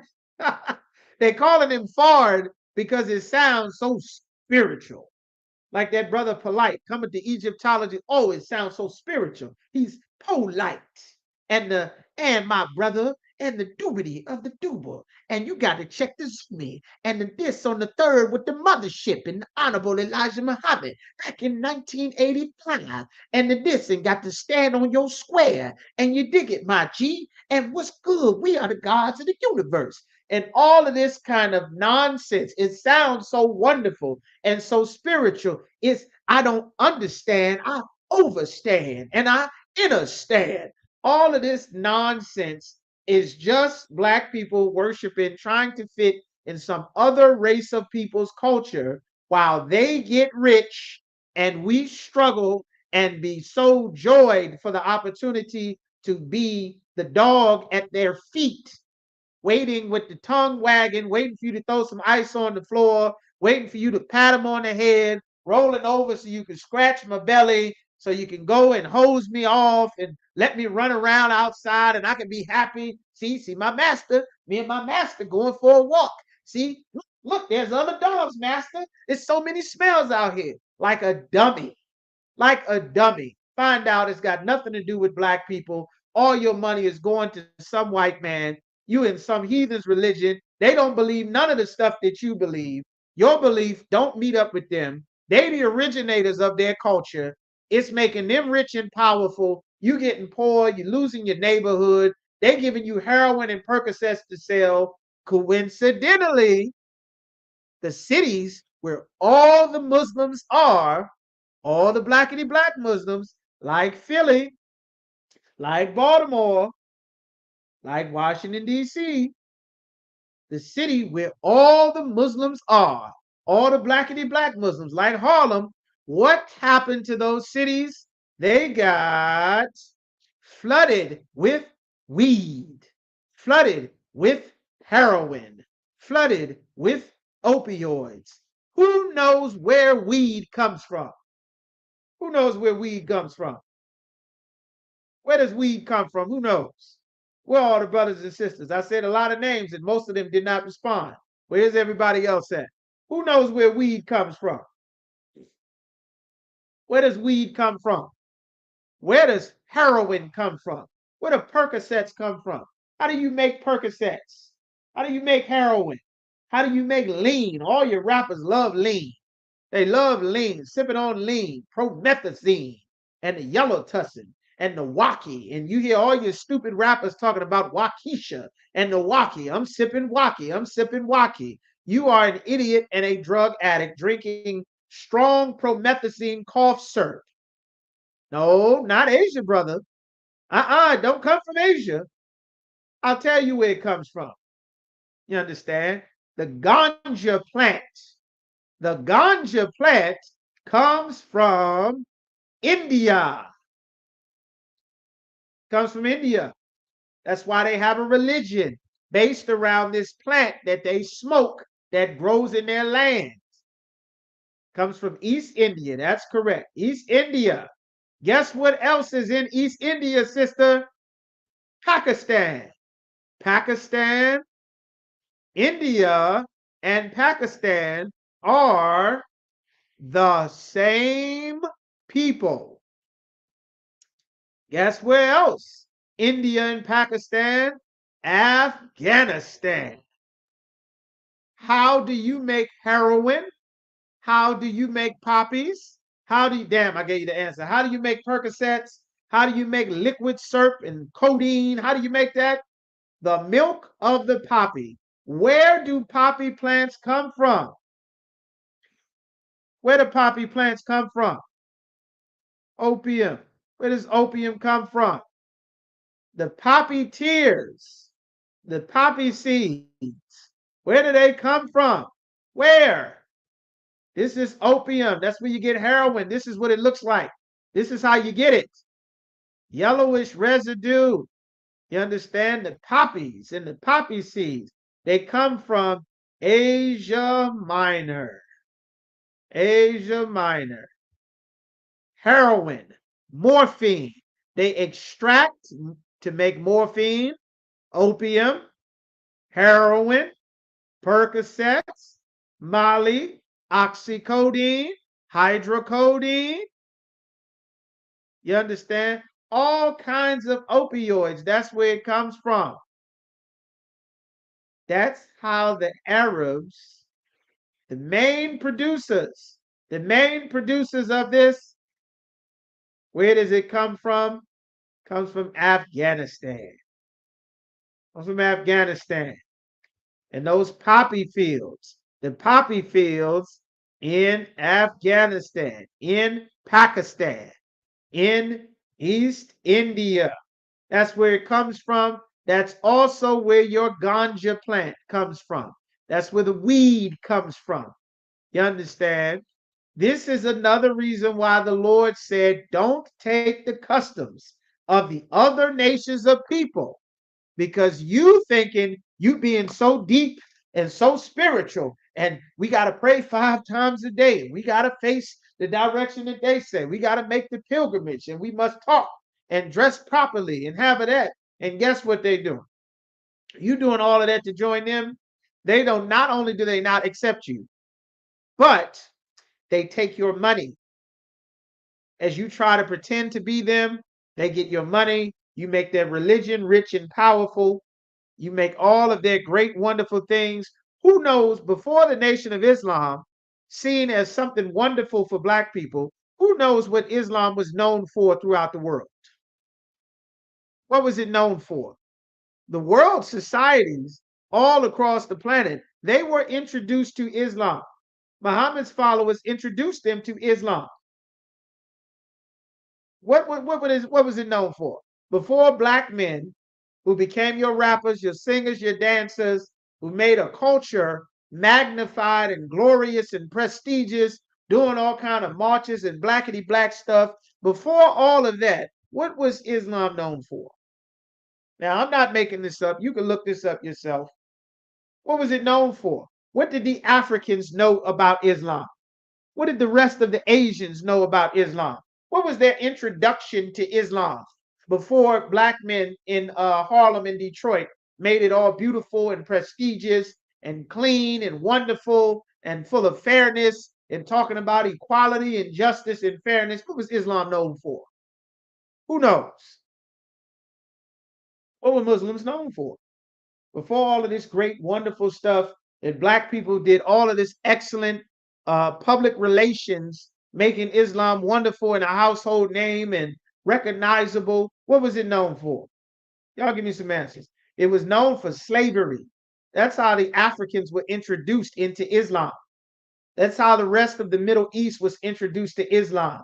That's how the Ottoman Turk Empire introduced the world through Islam to Islam through slavery, through taking your sons away, putting your daughters and your mothers into brothels.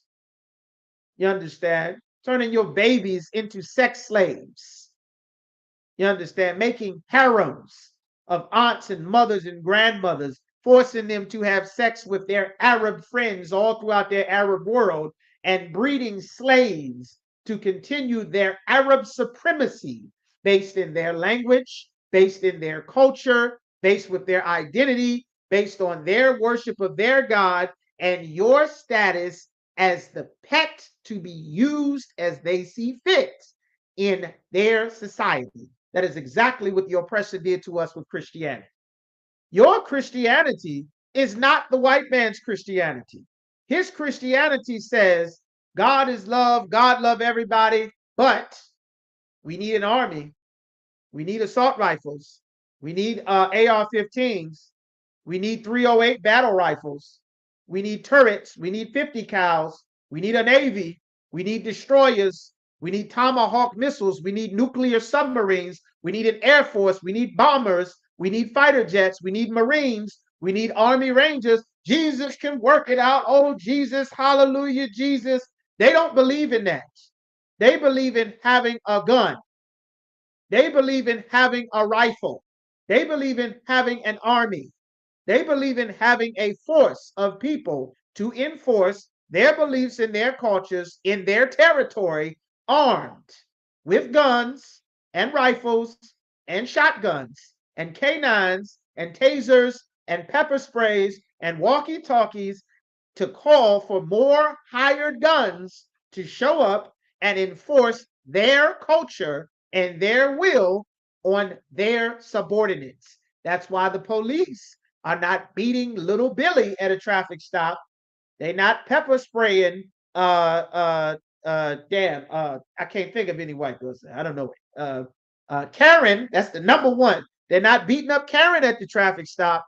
They're not arriving to the dispute with Karen throwing a fit and yelling and pointing in their face and spitting on people and I'm not this and that and I demand and this and that and hitting people and slapping cameras and committing crimes. They're not showing up pulling their guns drawn and tasering and ripping sisters like they do Eve, ripping dresses and breaking jaws and body slamming sisters and just show up and start shooting immediately. They're not doing that to Becky.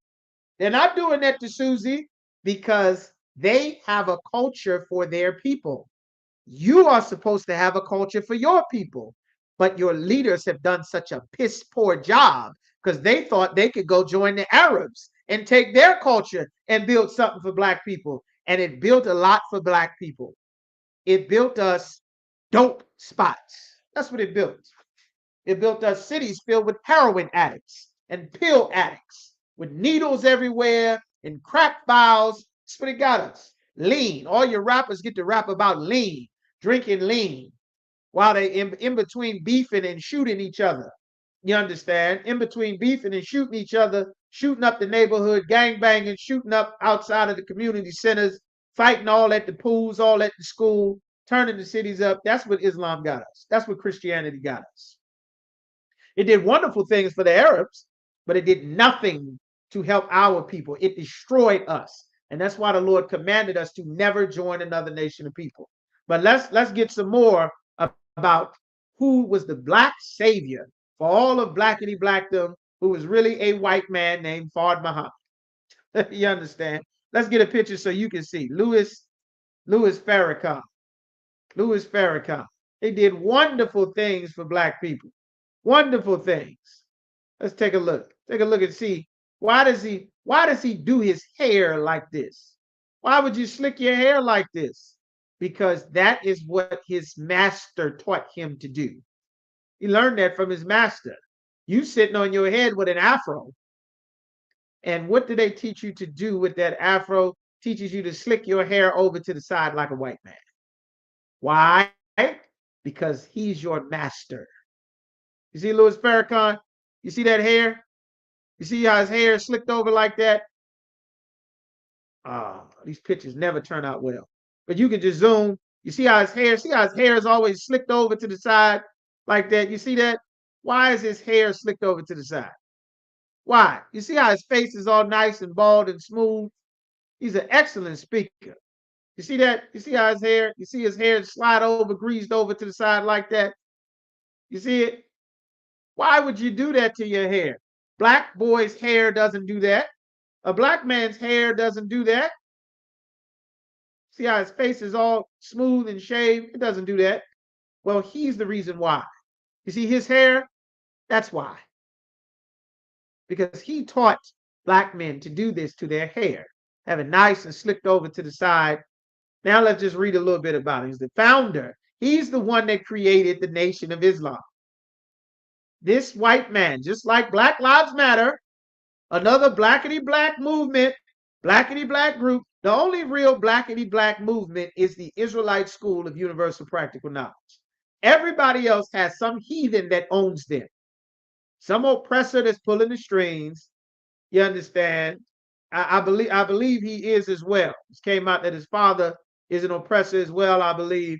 In Detroit in the 1930s, several aliens, you understand, he arrived in Detroit, an ambiguous background. Who knows what the word ambiguous means? What does ambiguous mean? Let's get the definition. Gee, just so that everybody's there, what does it mean? What does ambiguous mean?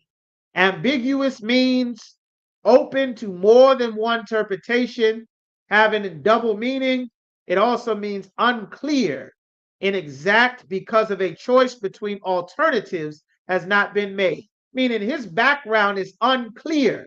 You don't know who the hell he is, where the hell he come from. He's got an ambiguous background. He just show up in Detroit in the 1930s with several aliases. He got several different names. You don't know who the hell he is, where the hell he's from, what is his name. He just magically appears. Where does he go? Proselytize. Proselytize means that he is creating students far away from the homeland of where that religion is created. He's proselytizing Islam. Why? Because Islam is an Eastern world religion from the other side of the planet, idiosyncratic, relating to a peculiar individual, meaning he's making a special type of Islam for Black people that are from a different culture, from a different place on the other side of the world to become a student where they can't be true students because the real Islam is in the Middle East. But he has to proselytize or make them students from a far away place.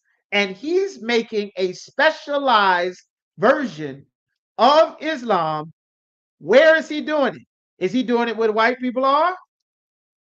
Proselytize means to convert or attempt to convert someone from one religion, from Christianity, belief, or opinion to another. His specific plan was to create a new Black version of the Arabs' culture with Islamic teachings to the city's Black population. We don't know who he is. We don't know where he's from. We don't know what his real name is. He don't have no background. He just show up out the blue amongst Black people. This white man with slicked over hair, they let him make a blackity black religion for Black people, modern after the Arabs, and we don't know who the hell he is. We don't know who he is. You understand? We don't know him. Nobody know him. If you showed up in the Black community as a Black man and you tried to do some stuff, they're going to ask you what? Who are you? Where are you from? What are y'all doing? What is your name? Who you know around here? What you trying to do? What you setting up? Who did this? Nah, that ain't going to work. We ain't for all that. But this white man come up out of nowhere. Again, you don't even realize you a Muslim because of white supremacy. You are not a Muslim because of the Arabs. You are Muslim in America because a white man created a new face of public relations for Islam, starting in the blackety black city of Detroit. We getting robbed and scammed every way possible. Nobody know who he is, where he come from. Oh, he's saying something wise. We got to listen to him. He got something going. Man. He went straight to the black community. He disappeared from public record. He mysteriously disappeared. How did he mysteriously disappear? Sounds like an agent to me. He come, he do a job, get some black followers. Black people really love him because you loyal as an old bloodhound to anybody. That's why the Lord said we're not allowed to be around another nation of people, because you got so much love and loyalty to just spread open to any damn body. You don't know who the hell you love. You love him. He set up the Nation of Islam and said in the 1930s, guess what happened? He magically disappeared in 1934. He show up out of nowhere and he disappeared for no reason. And all the half the black community following him. He disappeared from public record, and Elijah Muhammad succeeded him as the leader. Elijah Muhammad took over. He disappeared from public record. What was he doing? Fard began selling Oriental silks door to door in Detroit. He come from wherever he was to come in the black community and start hustling some furs. He appeared in Detroit on the 4th of July, going door to door, selling his religious teachings as a salesman, knocking on everybody's door. In 3 years, he had 25,000 leaders. This is why the Lord said, the gates are weak. Nobody was able to stop this one oppressor show up out of nowhere in the black community. He don't look like nobody. He not saying anything you ever heard before, but he's mysterious. He got a certain way that he talk and a certain look, and he got these silks, and he got this new stuff we never heard of before. This is the fault of the Christian church, because the Christian church left us wanting an identity because they failed to give us the identity that the Lord gave us. And because our people are looking for an identity, here he comes with a new identity that is separate from what black people believe is a white man's identity of Christianity. He just swoop in. You're not supposed to be this. This is what you're supposed to be because you're black. He go from Detroit. Fard visited the homes of families who had recently migrated to Detroit from the rural South, told the black residents that his silks was from the same kind that their ancestors in Mecca used and claimed to be a traveler from the land. You believe this hustle? We was in slavery under the Arabs for hundreds of years. And here come some white man selling Arab silk, talking about this is what your ancestors wore in Mecca. This is what you're supposed to be wearing. This is what your ancestors used to wear. And because the Christian church doesn't teach that the Bible has the records of our ancestors, we go into church learning to sing and dance and clap. Got Sodom, alternative lifestyle men on the down low, leading the choirs. You understand? And here come doors wide open. All the churches in the black community, nobody warned you about joining the customs of another nation because none of them was sent by the Lord. He going door to door, Bible study leader at church houses. Fard used the Bible as a textbook so that he can sell you Islam and tell you that you're supposed to be a Muslim. You can go and read this on your own. All of it is a bunch of damn scams and hustles. So when the Lord says, back to Jeremiah chapter 10, So like you jack to Jeremiah chapter 14 and verse 2. It says, Judah mourneth. The real Jews are in a state of mourning. Why are we in mourning? Because random strangers can show up in your black community that you've never seen before, talking about a religion you've never heard of, talking about a place you've never been, talking about people you never seen, saying this is what you're supposed to do. You're supposed to follow this. This is for you, black man. Even though I'm a white man, oh, and I got these silks. Come buy these silks. I got these rare exotic silks that your ancestors used to wear back in the back days. And he come and hustle black people. Before you know it, 25,000 brothers follow him. He magically disappear. Now Islam is something black. Now it's a black thing. You understand? Brothers on the streets in heroin and Percocet infested, poverty infested Baltimore gonna fight us about how great and wonderful Islam is. You understand? How great and wonderful Islam is. They're gonna fight and battle us. Because Fard Muhammad went to the black community and nobody told him, get the hell out of here. They welcomed him door to door, bought his silks, bought his religion, and he became their leader overnight.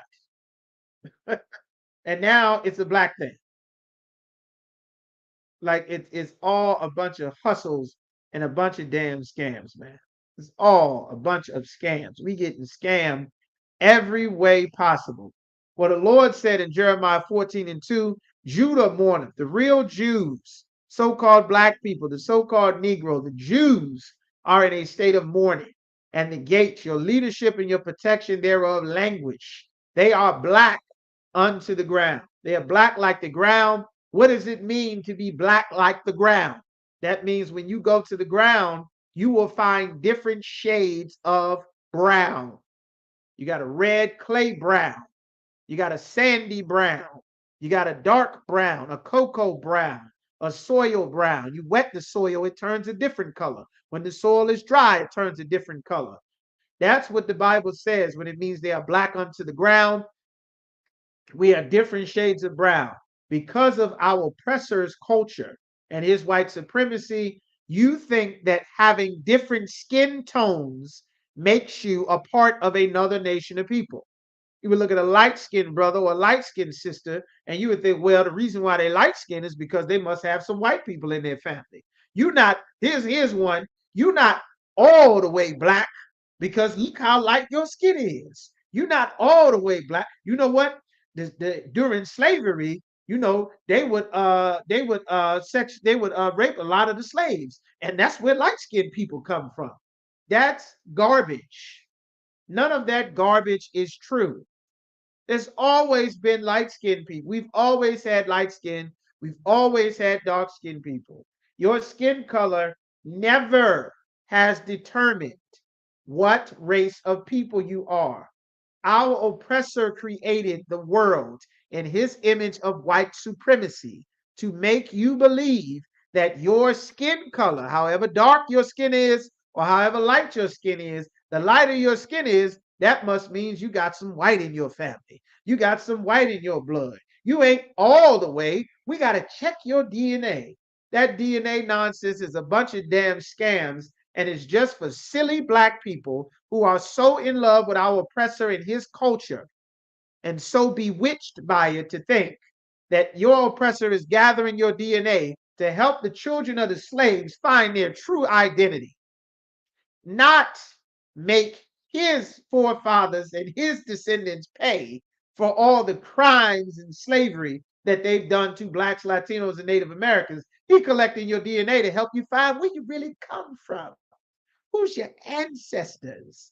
All of that is a bunch of garbage, and you're a sucker getting scammed.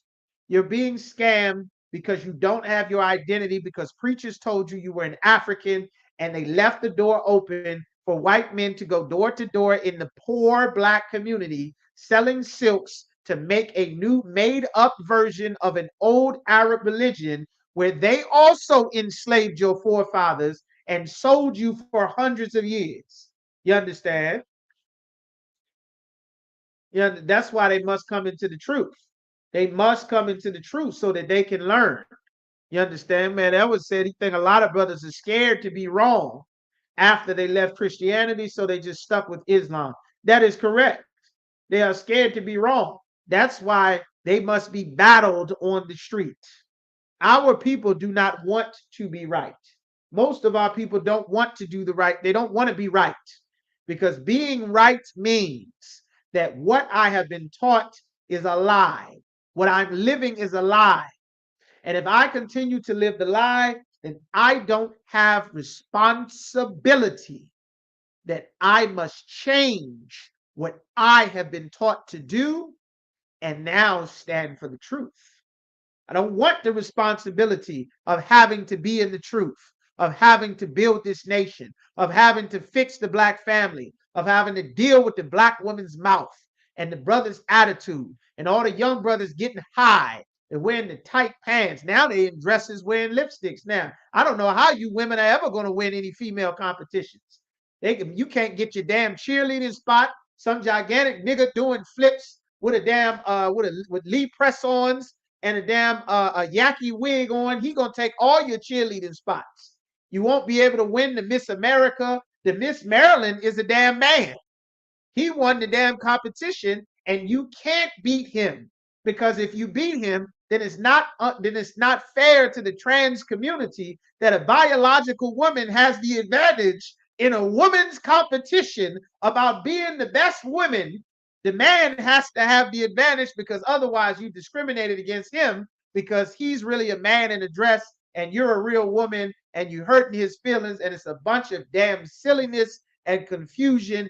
And you women that supported this all throughout middle school and elementary school, helping your very feminine friends become a better woman, teaching them how to do your girl dances, teaching them how to jump rope with you, doing makeup for him, teaching them how to paint his nails and how to talk like a girl, how to wear a dress, how to wear skirts and be a girl and sit like a girl and bend his wrist like you and talk like you. Black women coach these alternative lifestyle men into being and now replacing you.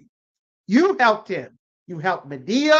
You helped all the brothers at your high school, all throughout your middle school. You helped build this community. And just like the brothers who are Muslims, you don't want to face the fact that you were wrong. You should not have done it. Your actions were wrong. You didn't know better. You did not know what the hell you were doing, and you're wrong. And now you have a responsibility to change your life completely and stand on the site of what is right and the truth so that things can get fixed. And the majority of Blacks, Latinos, and Native Americans would much rather not have the responsibility to making their life about standing for the truth and fixing the lie. That's why Christ said, if ye deny me before men on earth, I will deny you before my Father which is in heaven. That's why he said that. It ain't have nothing to do with saying some magical sentence in the church. I believe that Jesus is Jesus and he died and rose on the third day. Dip some water on me, cry, play a little Kurt Franklin. Bam, we in there. Now I could go back to selling dope and robbing and being the drug cartel, having sex with everybody else's baby mama, shooting all the niggas in the hood, stealing cars, selling crack. Jesus knows my heart. Praying hands, praying hand. Well, now I got a responsibility. I have to change my life. I can't keep that drug money no more. I can't get that dope money. I can't get the robber money. I can't go and cover myself with Islam and their culture. Now I have the responsibility of building up my own culture. I have to be the one. I got to change. I can't have Christmas anymore. I can't have birthdays and Mother's Day and Father's Day. I can't run to go roll up a backwood every time I feel stressed. I can't go get a Newport Box 100 or some Marlboro menthol lights every time I have stress. Now I got to learn how to actually deal with problems. I can't go shoot everybody every time you make me afraid or I get upset. Now I got to learn how to behave myself.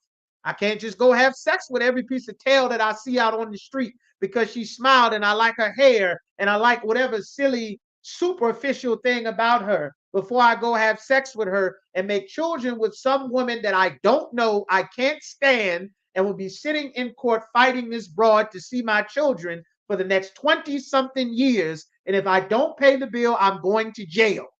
Well, now I have a responsibility about who I have sex with. I got a responsibility. Now I got to teach my woman how to talk and how to dress so she's not in the street being a monster and a dragon to everybody everywhere she go. I have to deal with that attitude. I can't just have sex with her and throw her away. Now I have responsibilities. I'm held accountable. I can't just be wild everywhere, doing whatever, saying whatever, Allah, and then, oh, Allah got it. Give it to Jesus. Jesus, take the wheel. You can't be on the street showing your whole naked behind no more, like you trying to get tips, like you selling tail. You understand? Now you have to cover your breasts. Now you have to work to cover your cleavage. Now you got to cover your tail. Now you got to choose different pants that don't show all the drawers coming through your pants. Now you have to wear looser clothes so everybody don't see all your thigh and your box print showing through your damn pants. Now you have to have some modesty. You don't get the attention that all the hoes is going to get because you can't be a hoe no more because you realize the destruction that hoeing has done to your people. But you can't live that life no more. You don't get the fun from Hot Girl Summer anymore. You don't get the fun from getting high anymore. You don't get the fun from being invited anymore. Christ said, blessed are ye when men shall separate their company from you for my sake, because you come into the truth, because now you're going to start and live your life the way that the Lord said. You don't get the benefit and the fun of being in the world, and you also won't die with them in the world either. You won't get shot at traffic stops because you don't smoke weed anymore.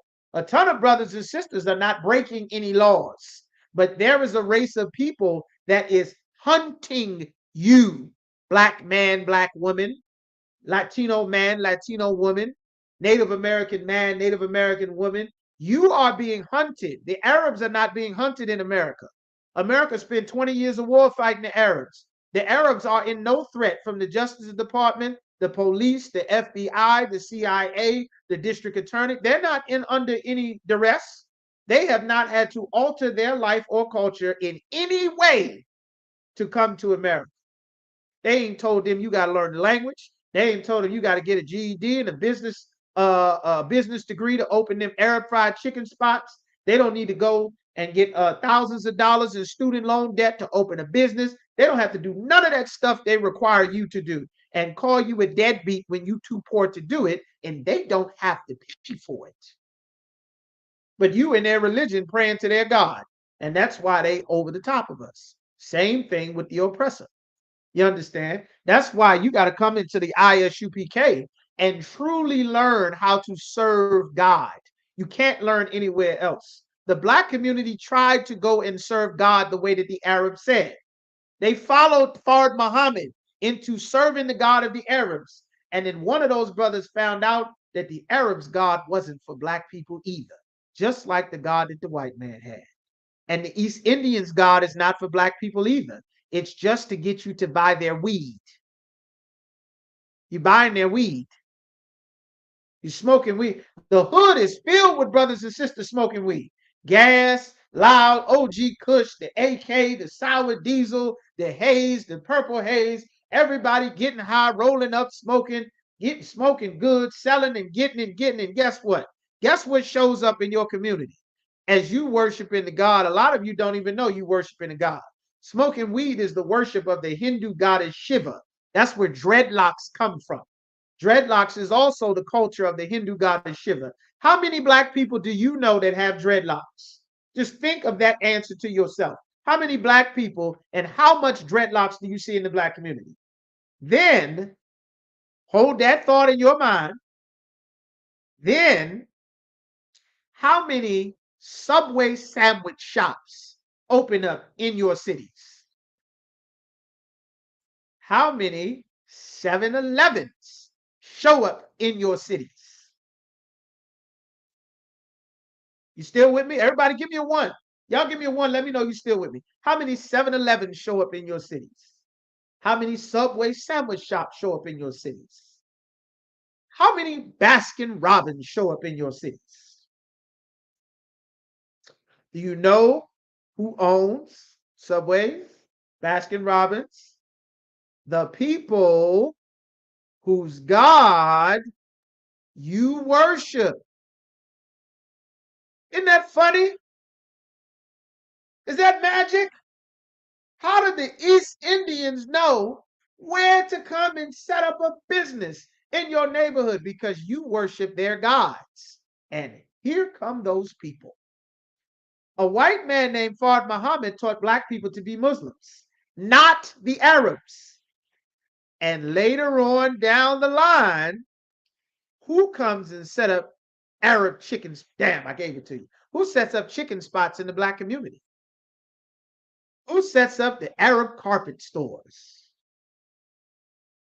Where are you getting all your Percocets, all your Mollies, all your codeine and your syrup and your heroin and your perks? What Future say? Percocet, Molly Percocet, Percocet, Molly Percocet, Waukesha, Wacky. All your rappers rapping about lean and Wacky and Waukesha. You understand? Yes, no, not heathen. Brother. Nuh-uh. That's too vague. You worship the Arabs' God, and the Arabs show up in your community with businesses. The Arabs are who you pay your rent to now. You worship the East Indians' God. You get their dreadlocks, you smoke their weed, you roll up, you take their culture, you get your hookah. Who knows what a hookah lounge is? You see those hookah lounges showing up everywhere now. That damn hookah lounge from an opium den. Everybody come to this one place with nice, smooth carpet where they can just sit and chill somewhere and just get high all day. Get high, back to back. Get high. Now they all over your communities. Where did they come from? They didn't come from you. They didn't come from your daddy. They didn't come from your uncles. Not Man, not Big Nate, not Ricky, not Grandma, not Gladys, not Haley. They didn't come from Maria or Jose or Oscar or Javier.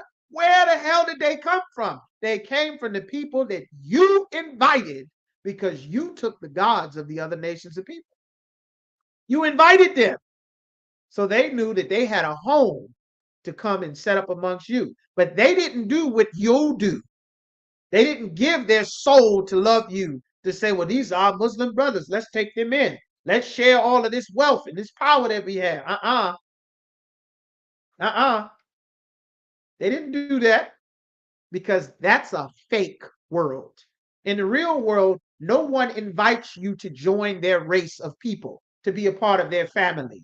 They invite your money and your resources to make you, like a dummy, think that you are a part of their family, while they rob you blind and bleed you dry, and you just smiling like the dog, getting his belly rubbed, wagging his tail, getting his head patted, throwing him a treat, putting a little bit of kibble in your bowl. You just eating it up there. Allah, Allah, Allah. In the name of Jesus, bloody Jesus, Jesus. The Honorable Elijah, the Honorable Fard Muhammad, and the Tufan. And long as I got Jesus, don't need nobody else. And I'm saved and sanctified and covered in the blood. And you got all of some heathen's culture. None of it is your culture, your people. The Black Panther movie come out, you Wakanda forever. Wakanda forever. Anybody that has any sort of anything, you'll go gravitate to it and you'll make it a part of yourself because you're empty. You're empty. You don't know who you are. You don't know who you're supposed to follow. You don't know your God. You don't know your language. You don't know your culture. You don't have your identity. You don't know your history. You don't know anything about yourself, your people, your ancestors. That's why everyone in your family believes something completely different, but y'all all the same family. One brother's a Muslim, one brother's a Christian. Your other brother is a damn woman. He believes in the LGBT. This brother here want to be a damn Rasta, growing dreadlocks and smoking weed, believing that that's the culture. None of it has nothing to do with your race of people. Whole family, whole city divided. Like that's a curse from the Lord. That's why the Lord said it. That is an effect of white supremacy because your identity was stolen from you by slavery. They beat it out of you. They beat it out of your forefathers. They whipped it and tortured it and buck broke it and branded and cut the eyes and the tongues out to make you speak English and Spanish and Portuguese and Dutch and French and be Jacques. You understand? And be Pierre. You understand? And be Reuben and Robert and Dante and Kenneth. You understand? They forced that on you. And it was a curse from God because when the Lord was blessing us, we did not obey him. We refused. And the Lord said that he would punish us. And we agreed to the terms of that covenant before he blessed us. We agreed to it, full well knowing all of the consequences, but we never got to live the consequences. Now we're living them. And when our King returns, he is going to fully redeem us from the curse of the law, which we are still under right now as a people.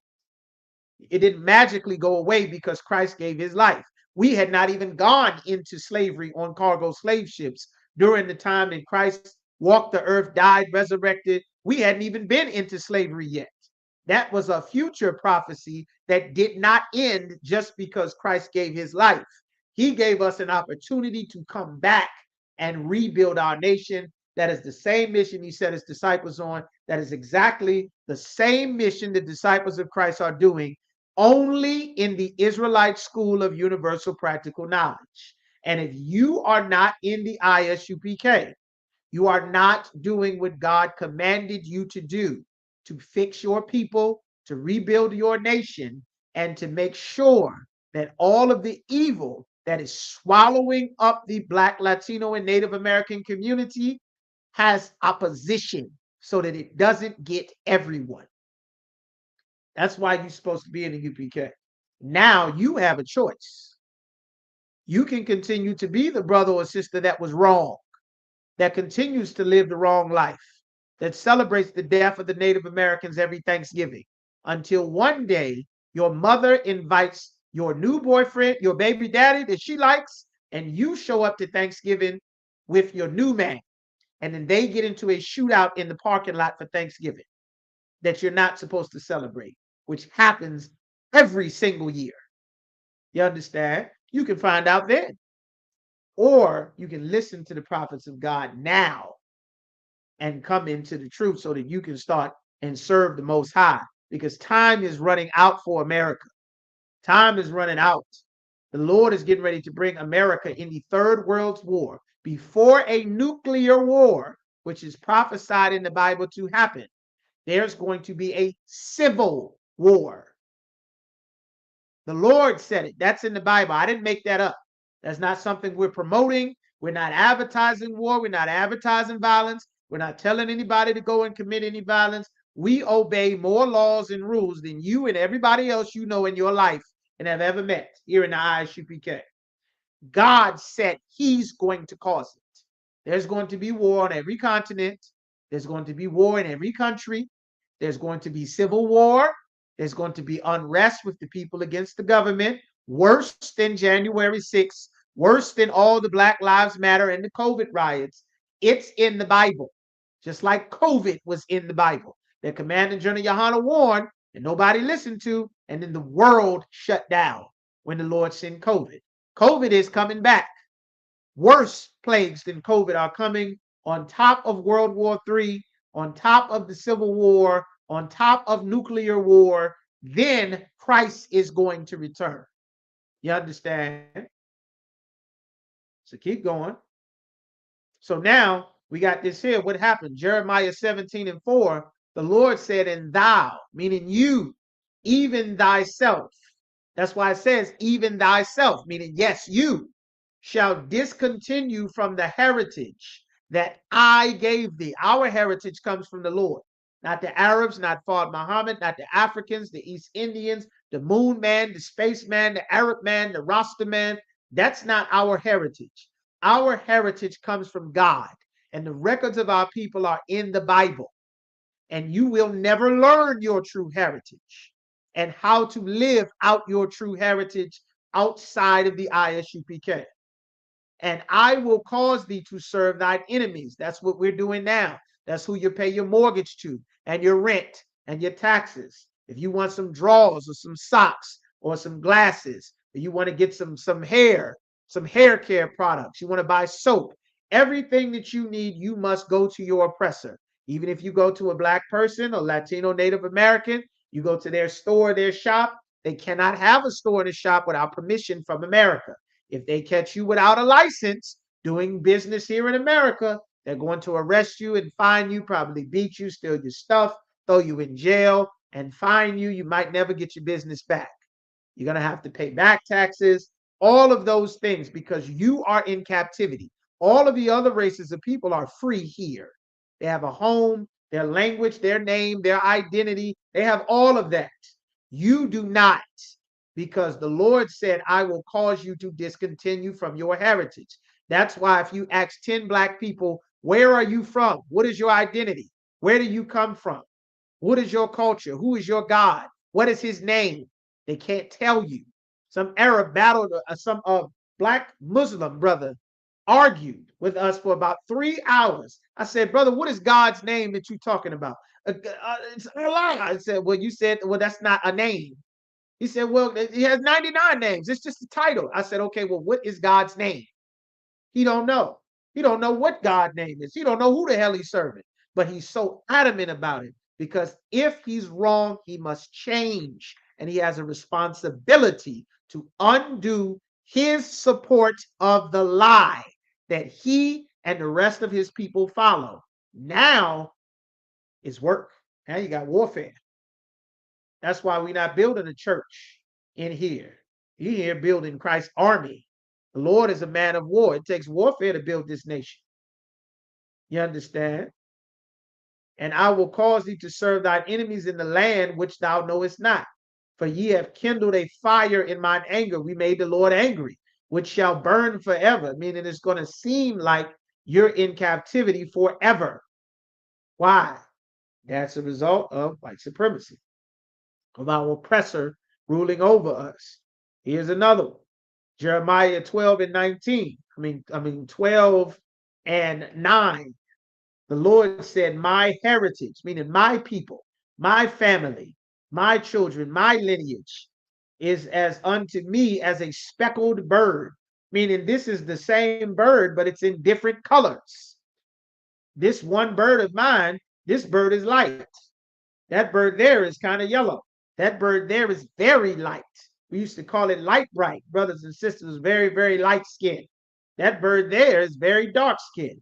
It's got a brown or a sandy brown, a cocoa, a caramel brown, different shades. You understand? A very dark, a cocoa, all kind of shades and colors. You understand? That does not make you a different race of people. Right? Our oppressors' culture taught you that skin color meant you were a different race of people. Skin color does not determine who you are. Your father does. You understand? All right. The Lord said, my heritage is unto me as a speckled bird, a bird with many colors, even though it's the same bird. So the Lord is equating the nation of Israel to a bird, his bird. The birds, plural, round about, meaning the other birds that are not my bird, the birds that are round about her. What are the other birds? The other nations of people that are around her are against her. I didn't make this up. God said the other nations of people are against you. You understand? Do you know why Samuel Colt made the AR-15? Why they made the AR-15? Do you know why? Do you know why they made the Winchester repeating rifle and the revolver? Why Mikhail Kalashnikov made the AK-47? Do you know why they did that? Why Strom Ruger made the Ruger firearms line? Because they have enemies. Do you know why Taekwondo was invented? Why Muay Thai was invented? Why karate was invented? Why Kung Fu was invented?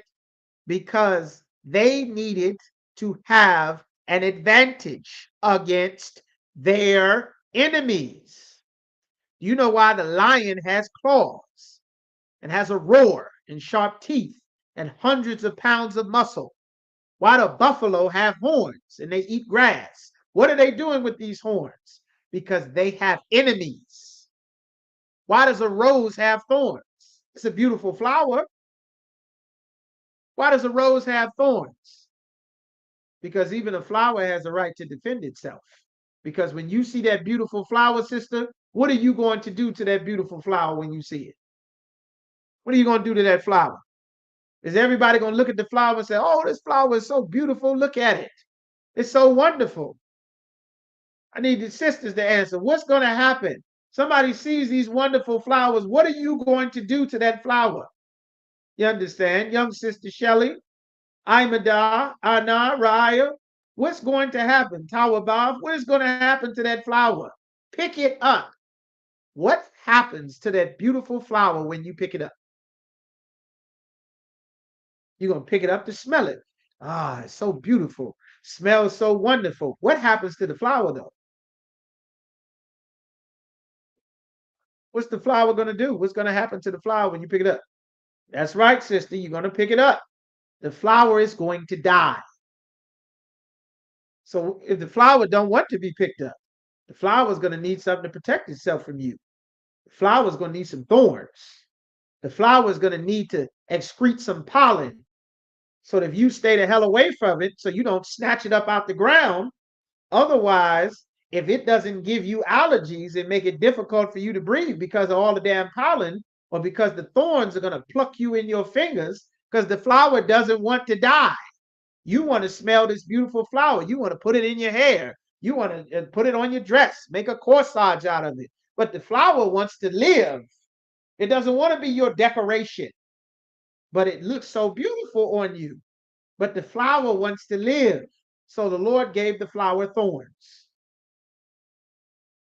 So now, guess what you have to do if you want that rose, sister?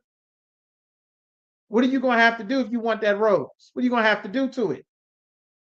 You want the rose. The rose don't want to die. What are you going to have to do? How are you going to get it? How are you going to get it, sister? How are you going to get it?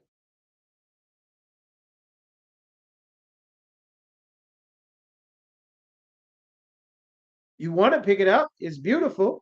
It's beautiful like you beautiful. Well, how are you going to get to it? It's down there. It's got thorns. How will you get it? Plant my own? Well, you're going to plant it, sister, but that even though you plant it, it still don't want to die.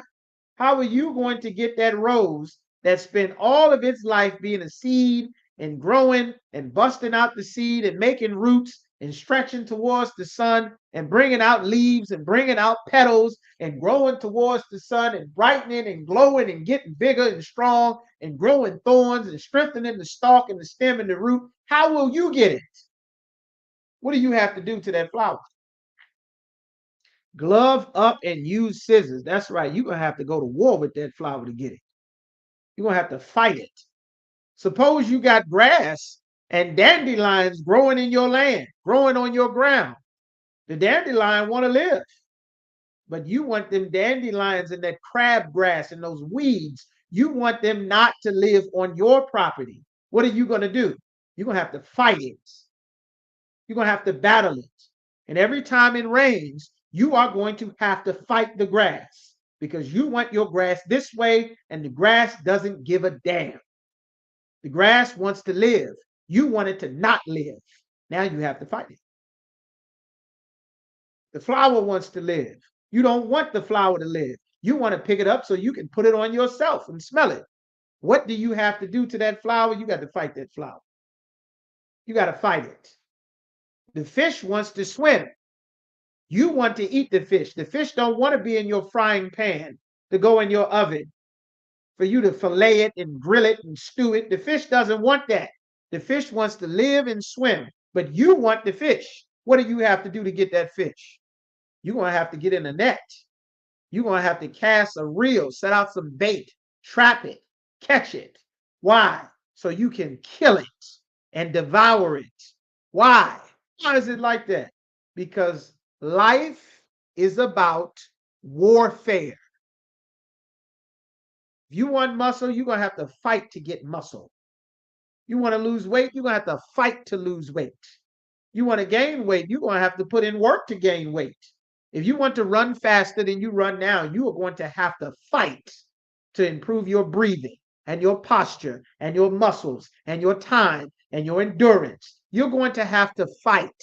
If you want to learn how to walk and you some little baby that everyone has been carrying you everywhere, but now you want to go places that they don't want you to go. They don't want to carry you anymore. What are you going to have to do, little baby? You're going to have to get up and fight to stand up straight. You're going to have to fight to get those bones in order. You're going to have to build muscles. You've been a fat little blubbering ball of drool and screaming. Well, now you're going to have to stand up. You're going to have to be strong. You're going to have to learn how to use some things you ain't used before. Well, you're going to have to fight. Life is about warfare. Everything that God created understands this except these 12 tribes. We're the only thing that's not fighting for the dominance and survival of our people. Everybody else is making weapons. They doing studies. They learning different martial arts. They trying to make bigger, stronger people. They taking steroids. They taking all kind of things. They lying and stealing, taking other people's culture to try to incorporate it for their own. They stealing from other people, taking their land, taking their resources. Everybody fighting for survival and dominance of their people for their team. Only thing God created to think we on everybody's team is Blacks, Hispanics, and Native Americans. That's because you are the people on the earth that are lost. Your people are the only thing in God's creation that does not understand real life. It doesn't understand real life. That's why you think it doesn't matter who you have sex with. You understand? In the real life, everyone knows that sex makes babies. Your people don't plan for babies in the world. So our oppressor finds a way to deal with his dogs that are in heat, that don't plan on having puppies. He finds a way to plan their parenthood. You got all these puppies running around. Nobody planned for these puppies. Nobody planned for these kittens. My cat got in heat and she broke out the house. And now she's pregnant with all of these kittens. Well, you don't have to take care of those kittens. You don't have to have the responsibility of caring for those kittens. I'll help you plan parenthood. You pregnant with those kittens? Come, I know you can't control yourself. You can't control who you have sex with. You can't control who you get that tail up to. You can't control where you stick your rod. Come on down here. I'll put several of these in all of your communities, and we'll just unalive the babies for you because you are an uncontrollable wild animal that will have sex anywhere with anyone, and nobody has any second thoughts about it. That's what you have to do to your dog. Otherwise, there'll be dogs everywhere. That's what you have to do to your cat. Otherwise, your cat will have a litter of kittens and your kittens will have kittens. By 3 years, you'll have hundreds of kittens everywhere. Well, the Lord gave us rules so that we are not looked at as wild, uncontrollable animals that don't know how to govern themselves the way the real world works. He gave us rules. Our culture has the answer for all of these things. It has a way to repair all of the damage that has been done and a way to fix everything going forward. That is why every brother and sister needs to come into here to get the training as early as possible to become a part of the solution and serve the Most High before the problem overtakes you. Because it's coming. You understand? It's already here, but it's getting bigger and bigger. You understand? These curses shall overtake thee. That's what the Lord said. They will overtake thee. There's 2 million of us sitting in prison. I always remember Matazar and I went to the courthouse, and the amount of people that just simply don't understand the concept of responsibility, and they're sitting in jail just because they were irresponsible. Just because they're irresponsible, they're sitting in jail. The Lord said, Deuteronomy 28:15, And it shall come to pass, if thou wilt not hearken, if you will not listen to the voice of the Lord thy God, the voice of the Lord, the Most High, thy God. Every other race of people has their own God. The Arabs have a God for them with their culture and their language. The Asians have their own gods and their culture for their language. The oppressor has his own God in his culture and his language. The East Indians have their own God and their culture and their language. You understand? The Africans have their own gods and their culture and their language. Well, the God of this Bible is the God of blacks, Latinos, and Native Americans. And you are an Israelite if your father is one of those. To the voice of the Lord is to observe and to do all his commandments and his statutes, which I command thee this day, that all these curses shall come upon thee and overtake thee. These were curses from the Most High. He said, cursed shalt thou be in the city, and cursed shalt thou be in the field. In the field, we were picking cotton and cutting sugar cane. In the city, we getting gunned down at school. You got to bring a gun to school just to make sure you make it home safe. That's how it was when I went to high school. You understand? Quarter of the kids in the cafeteria is sitting in the cafeteria with firearms. You understand? Why? Because the Lord said we would be cursed in the city. We got Percocets in the city, AIDS in the city, child molestation in the city, kidnappings in the city, shootings in the city, police brutality in the city.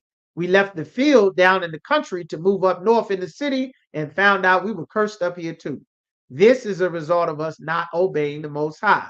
Cursed shall be thy basket in thy store. We don't realize that we are supposed to have our own stores. You're not supposed to go to another nation of people and their store to get food. That is a curse. You understand? You going to a Chinese man saying, hey, this is what I want to eat. That is a curse. You are supposed to go to a brother or a sister in one of our restaurants to eat our food, to give our money to our brother and our sister for their family that is a part of our community. That's why they don't eat your food.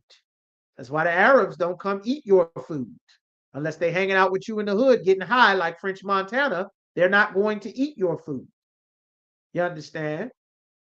If tell me, if you've been to a carryout, who has ever been to a carryout and you went to the carryout and you saw Arabs in the carryout with you getting wings and fries? Who went to a carryout and saw Asians in the carryout getting the spring egg rolls and the egg foo young? What is the other food all the blacks and Latinos like? The 3 wings and fries and rice, wings and rice. Who went to the carryout and saw other Asians in there ordering with you? You didn't. You didn't see the East Indians come in there and order when you went. They weren't in there with you, right? Who went to a Subway and ever seen East Indians anywhere except behind the register getting money from you? You didn't see them there. You know why? Because they're there to take resources from you. They're not there to give it back. That's what you are supposed to be doing. Take resources for your people. You understand? That's what you're supposed to do. But our oppressive supremacy taught you to accept seeing the other nations of people providing you food and clothes and shelter and everything else. But God said that's not normal. He said that's a curse. He said you should not do that. You understand? Like, this is why the Lord wants us to train our mind to rethink what we've been seeing everywhere. The Lord said in Deuteronomy 28 and 43 that the stranger that is within thee shall get up above thee very high, and thou shalt come down very low. What does that mean? That means he's going to get rich and powerful, and then you are going to get weaker and weaker. Why? Because he's setting up shop in your community. Like, these are effects, and the oppressor invited them here so that they can feed on you too. That's why the Lord said the other birds are against you. You don't feel like they're against you. You just feel like they're just doing business. They're doing business. Everybody got to eat and this and that, but they're not there eating. They're there feeding on you. It's not the same. But we've been accustomed to believing and accepting that because our oppressor taught us that this is the way life's supposed to be. Just like I taught the fish in my fish tank, this is what life's supposed to be. You swim around in that box, you swim around in all four corners of the tank, there's bubbles over here, some food falls out the sky, you just swim around until more food comes, you go to sleep, you wake up, that's life. I made that life for them. Well, the oppressor created a false life for us. This is the real world that the Lord has been trying to wake us up to. All right. So we up over the time. I'm going to go ahead and end it there. All right. Most High in Christ, Lord willing, we'll pick up here next week where we left off and talked about more of the effects of our oppressor ruling over us there. All right. So wrap it up. We're going to go ahead and do the announcements. We at the Israelite School of Universal Practical Knowledge. We start out at 1 West 125th Street in Harlem, New York. We're not affiliated with any other Israelite groups. All right, if you're not in the ISUPK, you're not in the truth. Rule for new brother and sister. When a brother and sister comes into the school, they're off limits for 6 months. They're to be saluted only. They're here to learn and share themselves with the world. After that 6-month period, if a brother or sister has an interest in a particular person, they're to get counsel from the head to speak to a brother or sister. After this 6-month period, a brother or sister will then get permission from the head to marry. Tithes, which is a commandment. 10% of every penny of any increase the Most High gives to you, you give to the school. Go right to ISUPK.com. You'll be able to post it. They'll send an email, right receipt right to your email address. Make sure you pay your tithes, 10% of every penny that the Lord gives you. 90% is yours. 10% belongs to the Lord. He gives thee the power to gain and achieve wealth. That comes from the Most High, all right? Upcoming high holy days. The next high holy days is coming up. You'll be notified. Should be the memorial blowing of trumpets. Everybody will be notified in that time coming up there. All right. And lastly, any brother wants to become a trooper in the school, they're to be in all black boots, shirt, pants, headband, war scarf. Contact the ISUPK school and whatever city and state that you're in. Let them know that you want to be a trooper in the ISUPK. Make sure you call the school and let them know. Do not just sit and watch classes online. Month after month, year after year, contact the school. Let them know you want to be a brother or sister in the school. If you do want to be a brother or sister in the school, even if you're watching online, all of our ISUPK numbers and locations are posted all over the internet. You can find them very easily if you want to. They're all there. We got social media everywhere. We're all over the internet, everywhere else.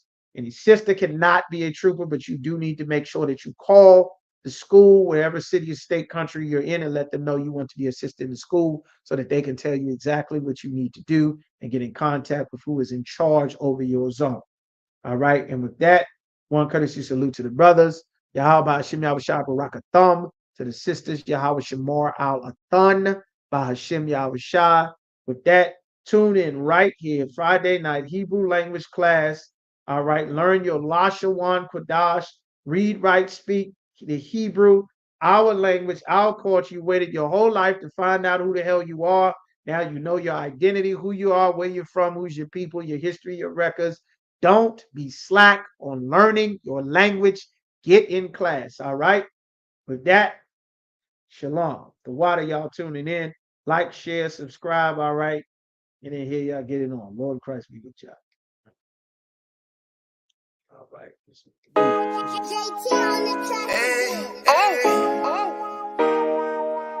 Yeah.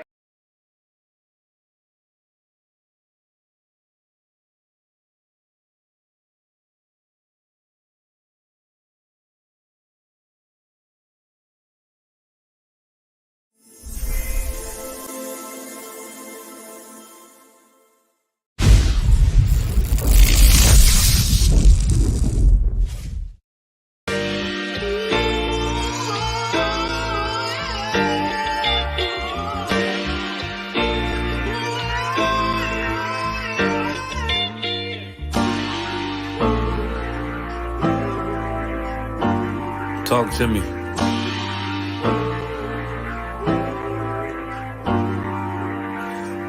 Played the horn of the Lord and served other gods. Remember the days of old, we the lost tribes. They don't believe the Bible, they say a white man wrote it, but still celebrate them holidays from white men, don't they? Like Christmas and Thanksgiving appetites. I don't even see my closest family half the time. Going out ain't an option, I won't compromise. I got integrity and more heart than Valentine. Kyrie tweeted a book they sell on Amazon, owned by the same folks that told him to apologize. Remember slaves couldn't read, wasn't allowed, so it's meaning when I tell you I'm black and I'm proud. Murdered us with the sword, that's how we learned religion.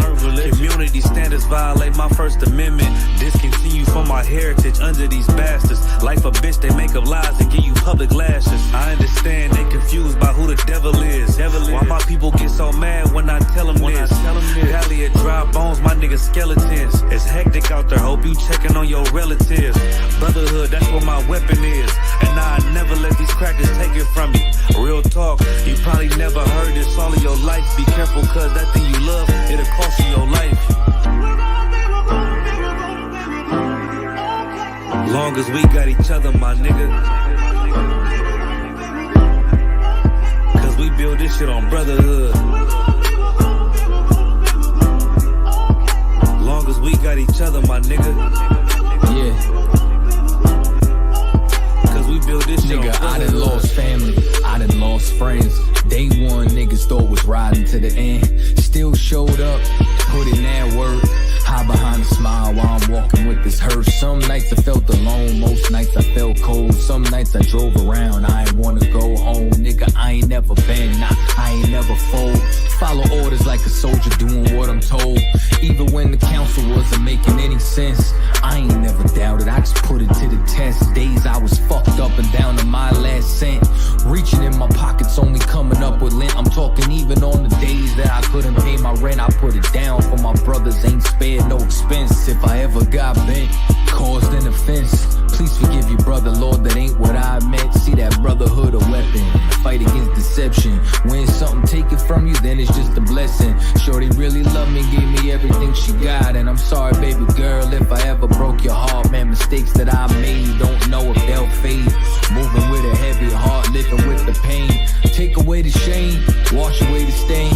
Praying to the Lord for the days that I was Cain. Sheesh. Long as we got each other, my nigga. Cause we build this shit on brotherhood.